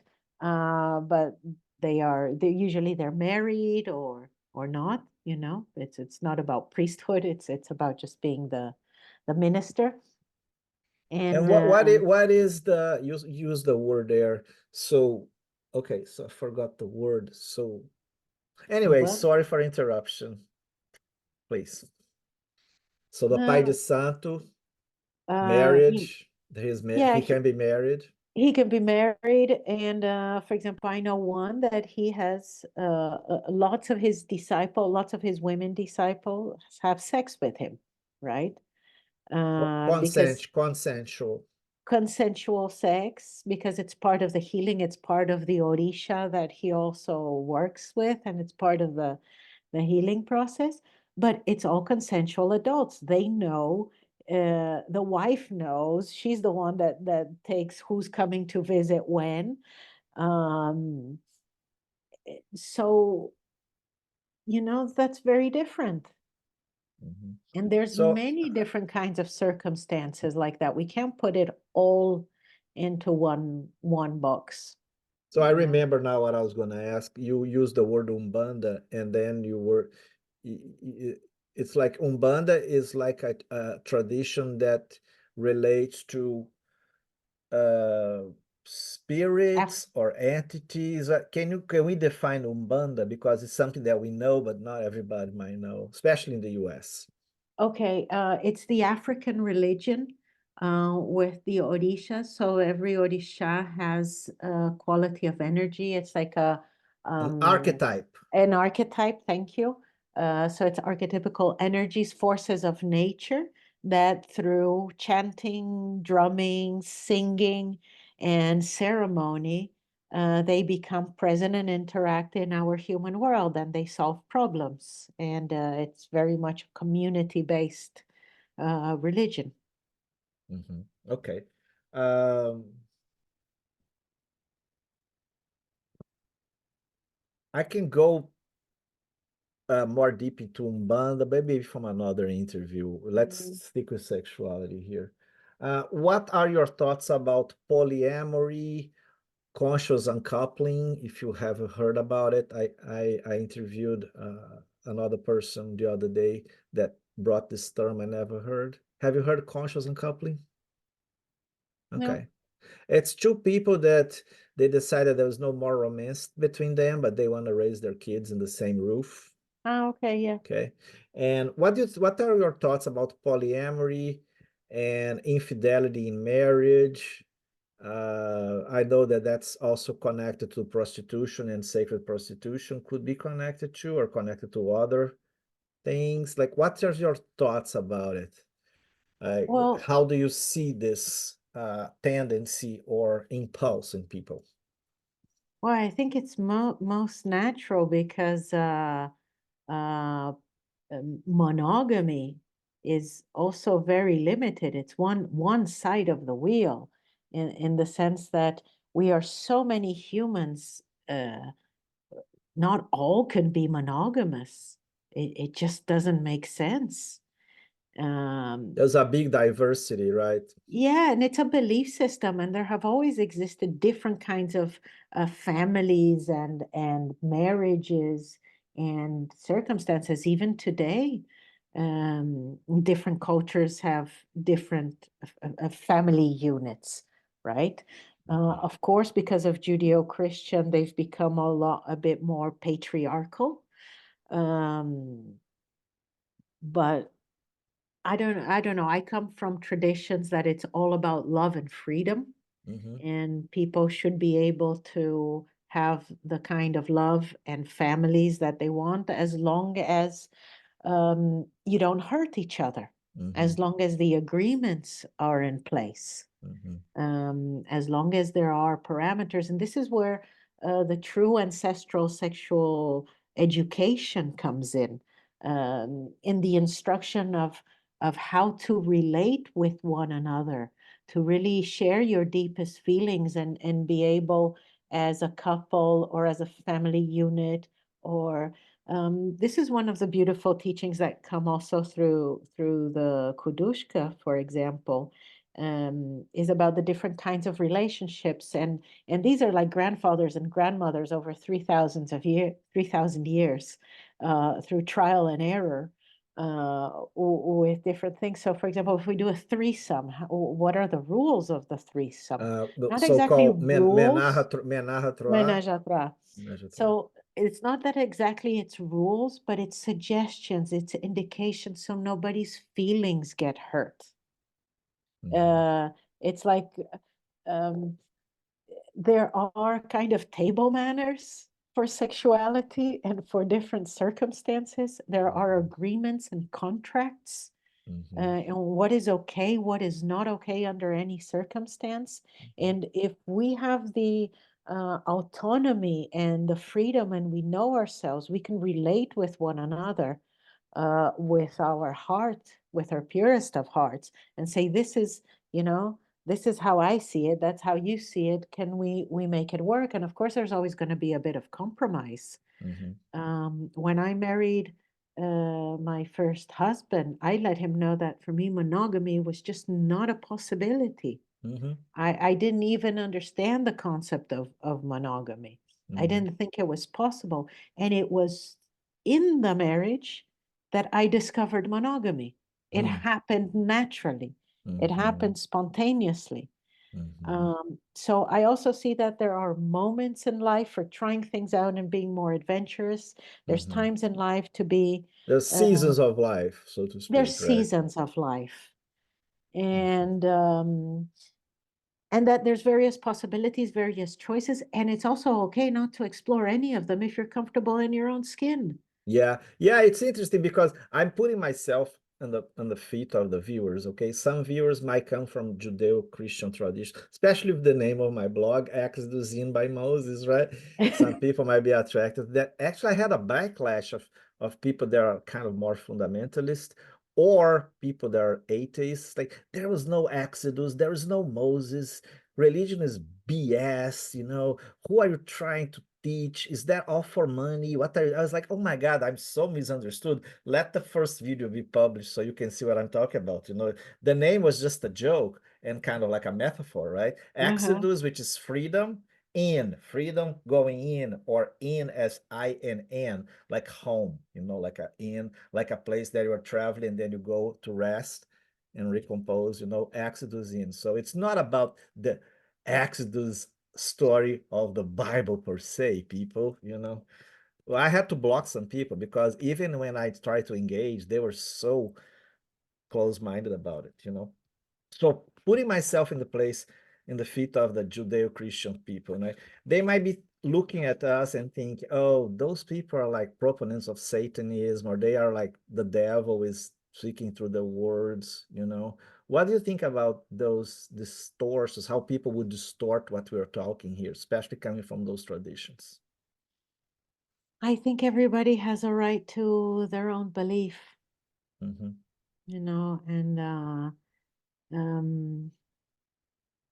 at As the long end as of they don't try to force the belief on others, right? exactly, exactly. And I'm deeply Christian in my own way. How Yeah, highly devoted to, of a Catholic upbringing. Still very devoted to the Virgin Mary. that's beautiful. I still pray the Rosary. That's great. Yeah. I love Um, Jordan. You know Jordan Peterson. I mentioned him a few times. Have you heard? mhm. Yeah, Even in Spain. Yeah. yeah. His wife became a very devout Catholic because she Mhm, cured her cancer playing the rosary. It's so beautiful, you know. mhm. Yeah. So what's your thought about Mary Magdalene? Was she really a sacred prostitute? I think so. I think Mhm. so. If the stories that have come down through the lineages and through the stories is that yes, she was probably started out as a Vestal Virgin and got the whole training and What is a Vestal Virgin? the Keepers of Fire, because this is one also of the secret practices, right, of developing inner fire, Mhm. right? And these are kind of practices that you can start very young. It doesn't have anything to do with sexuality. It has to do more with breathing, breathing and concentrating energy. Um, so the stories that have come down is that she was an initiate. That's why she was able Mm. to be Yeah, with she was Jesus. by him in the cross with Holy Mary too, his mom, Hmm. right? But the story that I know, the more superficial story that she was a prostitute, and since Jesus was open to and everybody, especially the minorities or the most ostracized socially ones, like he was friend of the poor, he was friend of the criminals, he was friend of the tax collector, he was friend of a prostitute, but prostitute in a way of a regular prostitute. But maybe she was more than a regular prostitute, that Jesus was open to her to save her, right? And to transform her. Maybe she was what we are calling here as a sacred prostitute and initiate. And that's what you're saying right now. That's Yeah, new and that for she me. was his consort. That's new for me. Yeah. And Yeah. that many people are going to be probably very alarmed with that because they think that Jesus might have only helped her in terms of, you know, saving her from prostitution or transforming her from a life of being lost into a life of a devotee and a more spiritual. But if she was actually his consort, many people might not accept that idea. But from the perspective we were talking here, that might change their minds. You know, not that we are trying to change their mind, but that might bring a different perspective to this. And that's I never heard about that. Thank you. That's a Yeah, very new perspective. Yeah. yeah. I never associated until 10 minutes ago, I never associated Mary Magdalene as a sacred prostitute, as a consort of Jesus, and part of the whole process of transformation, both of her and himself. So Yeah. anyway, would you And think for us, for example, even in the Nag Hammadi scrolls that are found, um, uh, a lot of what is Nag Hammadi scrolls? it's in, for example, we understand that the Bible is an edition from the Council of Nicaea, Hmm. right? So there were other scrolls that existed, and Like sometime in the like the not the other, the Enoch, Book of Enoch? no, no, no, no. No. These are actual scrolls from the time of Jesus, and they were found in a cave in the Jordan Valley, I think. Like a few decades ago, right? Yeah, I think in the 1950s.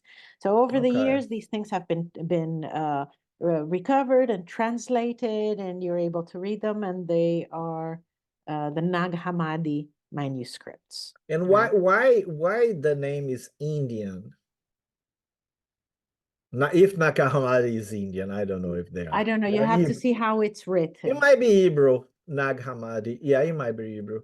Yeah, So I know that the church filtered many books that are not on the official publicized version of the Bible as we know it, although there are exactly. different Bibles. And So those books were talk about sacred sexuality then.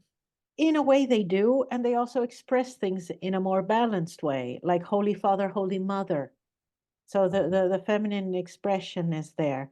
And a lot of the esoteric teachings we've gotten over the years is also this aspect of Jesus and Mary Magdalene as an archetype also of ourselves, that even the story you want to believe she's a prostitute or a sacred prostitute, it doesn't matter. What we have to find within ourselves is that capacity of the Sacred Heart. I think in essence is I think I'm more concerned with sharing that than with validating any kind of story.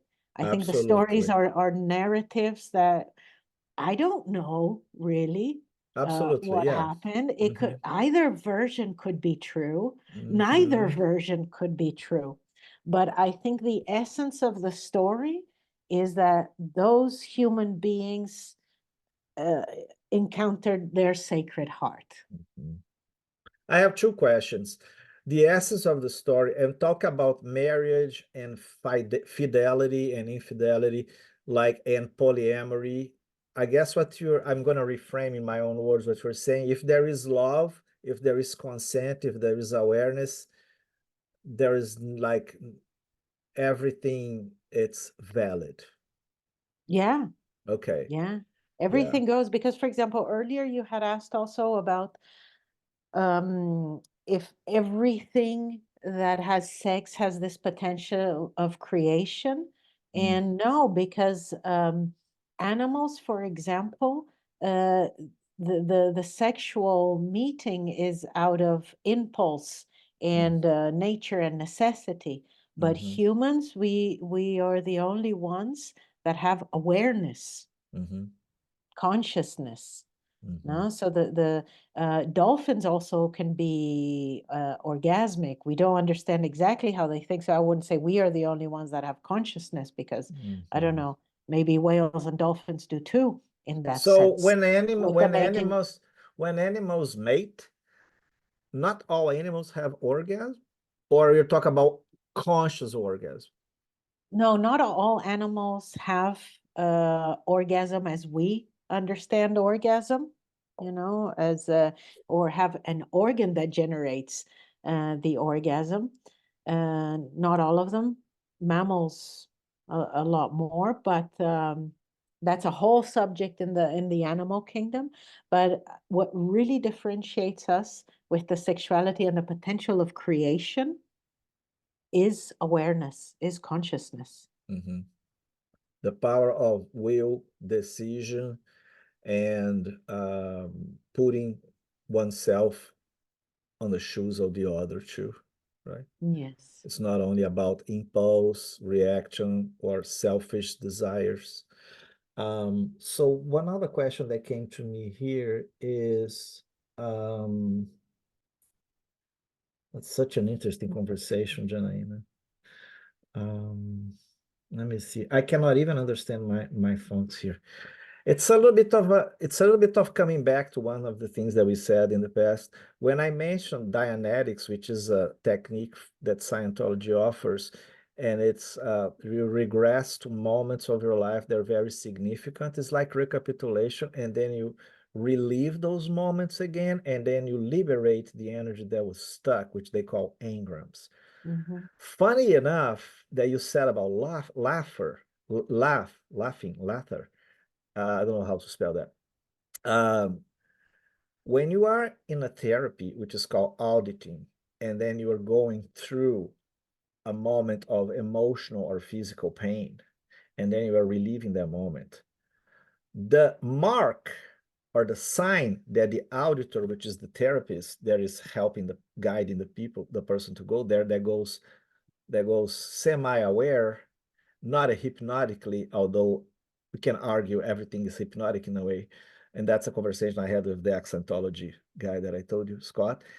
So when the person goes and regress with the guidance of the auditor, the mark, the sign that the auditor has that this person released that emotional or physical blockage is laughter. So if the pre-clear, which is the patient, get to the point of relieving the memory and laughing about it, that means it's released. No more.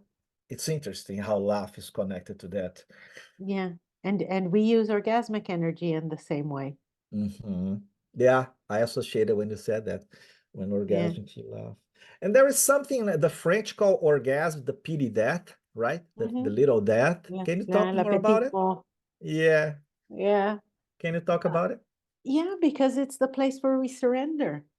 It's Mm. the place where I think the wonderful thing about the orgasmic energy and the sexual energy is that it's for a little while we are not ourselves. We get lost, and there's a sense of healthy abandonment, no, of surrender and of letting go. And for a little while, everything goes away. So that moment of orgasm is the moment where you hit inner silence.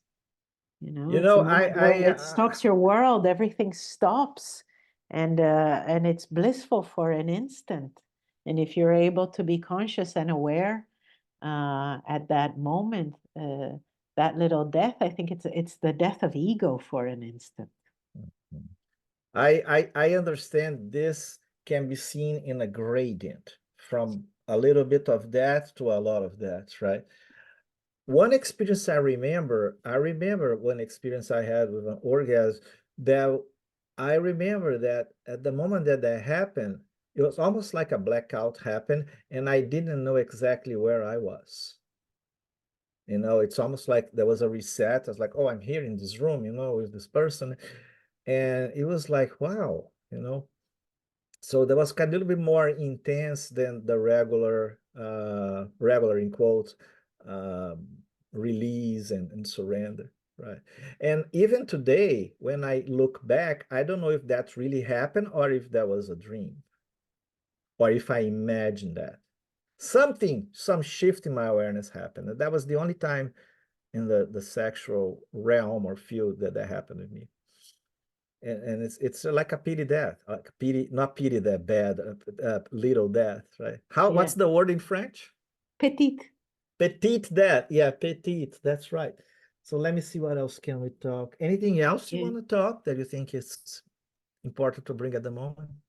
I don't know because I'm gonna have to go soon, Oh, actually. okay. Let's do another Yeah. one. There's so many things to Yeah, talk. sure, sure. No, I just maybe wanted to share that for example, I don't work only with sexuality, but we have Oh yeah, that's important to say. an organization for the preservation of traditional cultures, especially the ones with essential teachings. We work a lot with Mayan and Mayan Toltec traditions. And so very soon, I'll also be giving some online classes in Spanish, but on Mayan Toltec teachings and the essence of Toltecayotl, you know, the essence of Toltec teachings. Um, and we get together in different places in the world, sometimes in Mexico, we do pilgrimages. So a group of very interesting people also so, who gather to experience directly this teaching from the grandfathers and the grandmothers from different traditions So in the I'm Americas. Okay, thanks for sharing that. I'm going to put everything in the description, all the links Mhm. and everything. But for people who don't read the description, let's talk about the name of your organization, the name of your website, how people contact you, and let's try to spell if there is any word that is difficult to spell. Let's just have that recorded in the video. So Sure, sure. The organization is called NAHUALLI, and it's let me write it down here. Yeah, NAH.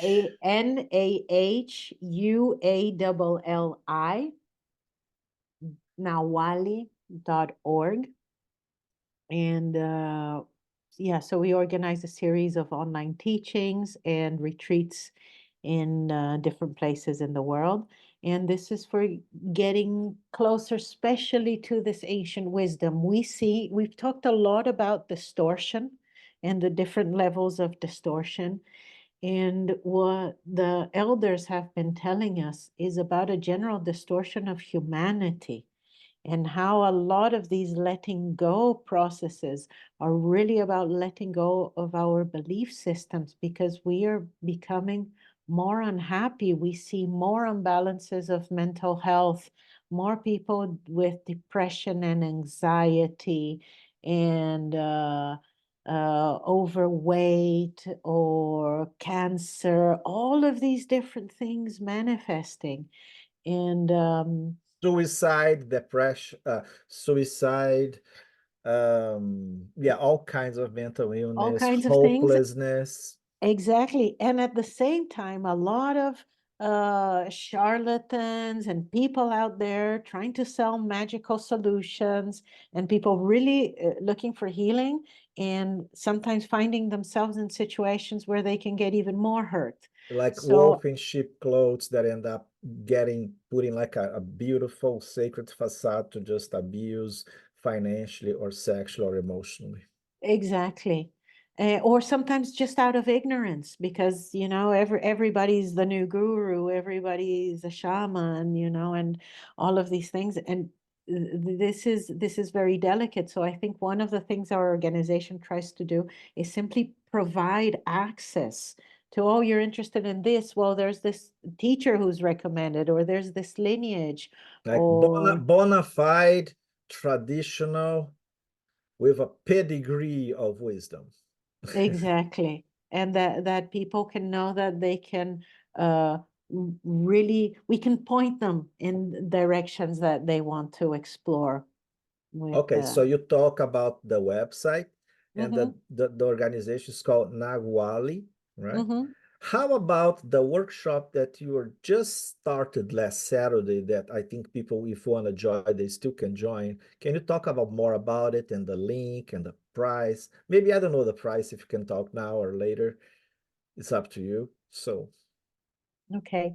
Well, the next workshop, again, it's going to be in Spanish. It's called La Creatividad Florida, the flowered creativity. So we're going to be talking about all these aspects of sexuality. It's going to be 9 online meetings, about 2 hours each meeting. And we will go more in depth um, in many of the subjects that we talked about, but we're going to go into Tantra, into Taoism, and into Toltec teachings. And we are going to explore how these teachings and practices can make our lives more blissful. And so that, it helps with depression, it helps with mental balance, with a lot of these things that we talked about. Um, but I always include a warning. yeah, The yeah. Disclaimer, disclaimer. the disclaimer. Um, this is not some pretty fluffy sexuality. Let's learn a little bit about intimacy. This also includes shadow work, looking at yourself, looking at your limitations, exploring deeply your belief systems, working with the cultivation of energy, but to work on past trauma, and especially on limiting belief systems about ourselves. What's stopping us from, I know this can sound a little bit cliche in the sense of what's stopping us from creating and all of that, but I'm really talking about creativity of your own life, that you are expressing your heart to the most truthful capacity that you can have an honest relationship with yourself and with others. Mhm. That's beautiful. Yeah, I mean, in terms of like stop curbing ourselves from our life energy and from our life and living life fully, not afraid of living, right? So Or if actually sometimes afraid of living because life is scary, but we look at the fear. We look at how to overcome the fear. And then when it pops up again, we have tools to deal with it. Mhm. Because it's also, I don't know, it's also bullshit that there's like a magical pill to solve all your things. No, it takes dedication Takes and time, it takes time, it takes dedication, it takes practice, it takes work. work. And anybody that tells you that they have a magical solution just like that, It you takes know, effort. it Yeah, takes years effort. of effort. Yeah. So if But it can be somebody, joyous and of pleasurable course, effort. yeah, I really loved the first session you had, the introductory last Saturday, and I shared that with probably 25 people. Mhm. Most of them didn't respond because they were not in the same wavelength of me as me, like they're like in another place, and it's a taboo subject too. More like I need to talk to them about my experience in person instead of just sharing a link. Absolutely. Some of them were interested. Wow, that's interesting, what it is. But I was so impressed and so excited, and I have been in hundreds of workshops and have access to many kind of teachers, and this subject is kind of new for me in terms of a more sacred deep perspective. And I was like wanting to share to everybody that is interested in spirituality that I know. So if somebody missed the first introductory lesson, is this recorded? And if somebody cannot be on the 9 Saturdays for 2 hours every Saturday, can they have access to recorded? And what's the pros and cons of that? Okay. Yes, all the sessions are recorded. They are uploaded in a platform so they can go back to the classes as many times as they like. We also include in this platform, there's PDFs and different things to read that Mhm. we suggest. Um, the nice thing about being in real time is that you can ask questions. So if things come up for you and that you want to work on them, uh, we can bring it into the space and talk about that. Um, Always collectively, or there is a one-on-one no, opportunity? I Some do one-on-ones, but that's a separate thing. But during the workshop, no, it's collective. It's for the people that are signed up and there. So we wouldn't bring specially personal cases, but we would bring examples. Mhm. Okay, such as so we can work with that dynamic within that teaching. Every session will be a little bit different. Also, we will have special guests. So we will have Ina Laughingwens, who's a sex counselor Can you specialist. spell her name? Can you spell her name? Ina, and then Ina Speaks Simply. That's her elder name.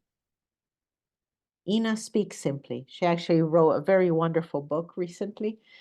Um, and she's maybe in her late 70s or her mid 70s. She's an extraordinary sexual therapist. She's a surrogate and she has 30 plus years experience in the field. So she will be one of our She's guests. a sexual therapist from a Western and traditional worldviews. Indeed, Okay, exactly. So she's also a hypnotherapist.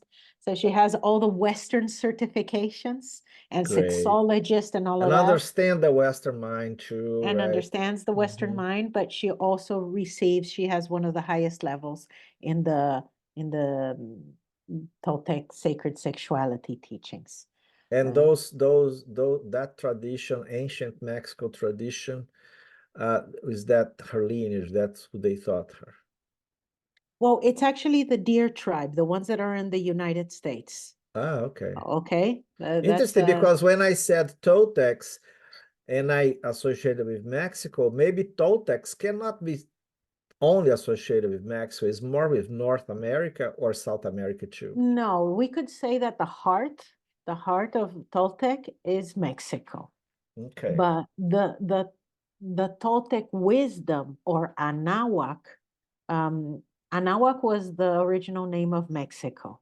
And that was from the middle of the United States all the way down to Honduras, almost Panama. That was And then ancient Mexico. that was ancient Mexico. It was called Anahuac.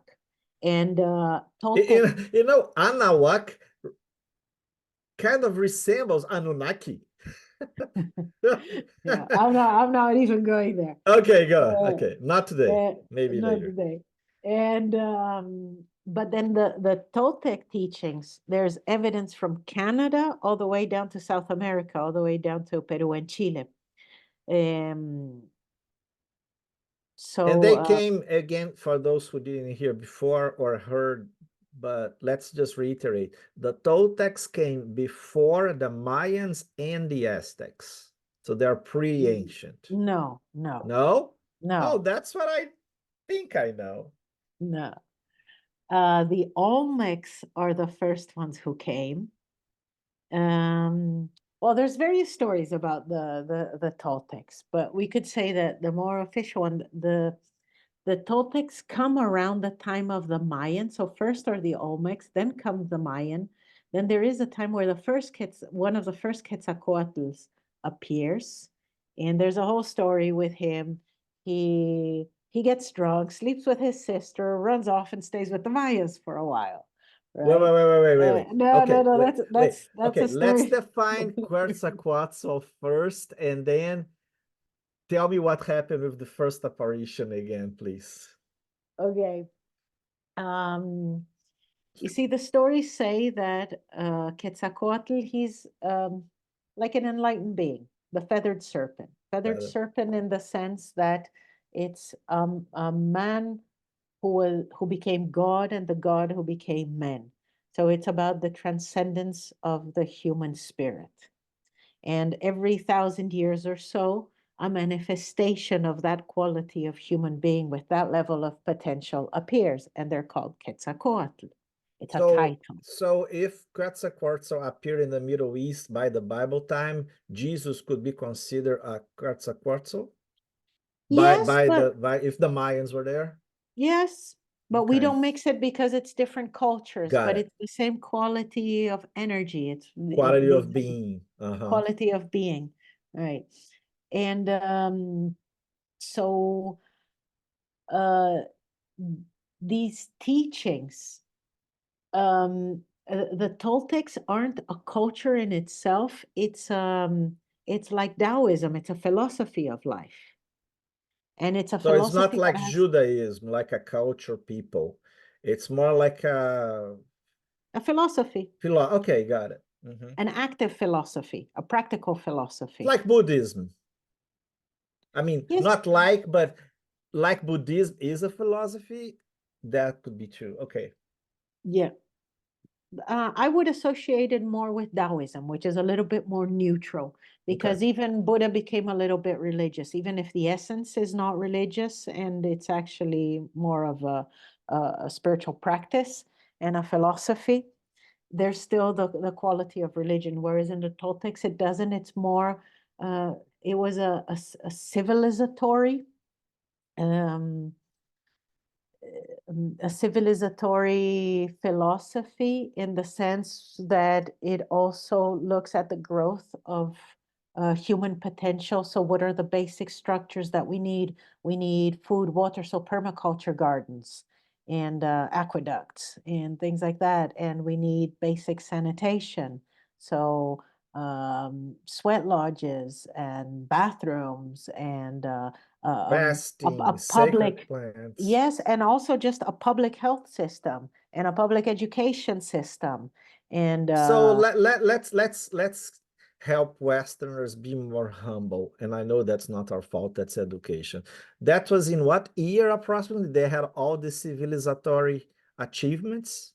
What year approximately? Well, around the 1000 AD. was one of the 1000 heights. after that.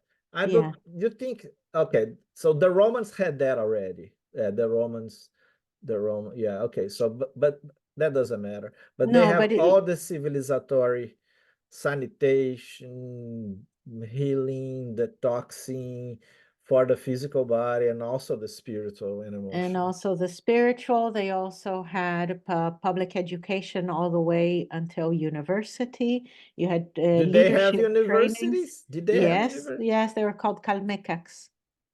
What's the name? Kalmecak. Okay. Where people could specialize in certain area of human activity and Yes, become. and usually politics, astronomy, military development, architecture, healing arts. I mean, and And I guess every one of those fields would embedded or imbued a holistic, more comprehensive approach of reality, not so fragmented and specialist like in the Western university, right? indeed, it was more holistic, and that's where then you have the Toltecayotl, which is the Toltec wisdom, and where everything comes from. So all of these civilatory aspects, they are also a consequence of human awareness and a kind of outlook on life, right? So, besides cultivating sexual energy, philosophy, and practical physical things, what else the Toltecs achieved as a culture and maybe even individually by some more high achieved shamans? What they achieved as a wisdom tradition? Well, nobody knows where the Mayans went. They could have Mm, all, that's for the all been. next chapter. That's for the next chapter. But they have a tradition of human enlightenment. And I think this is part of the work that we do with NAHUALLI, that it seems like that the cultures of spiritual enlightenment are India, Japan, Egypt, Africa. and the West. But in the Americas, we have a complete system of wisdom and knowledge, an enlightenment system.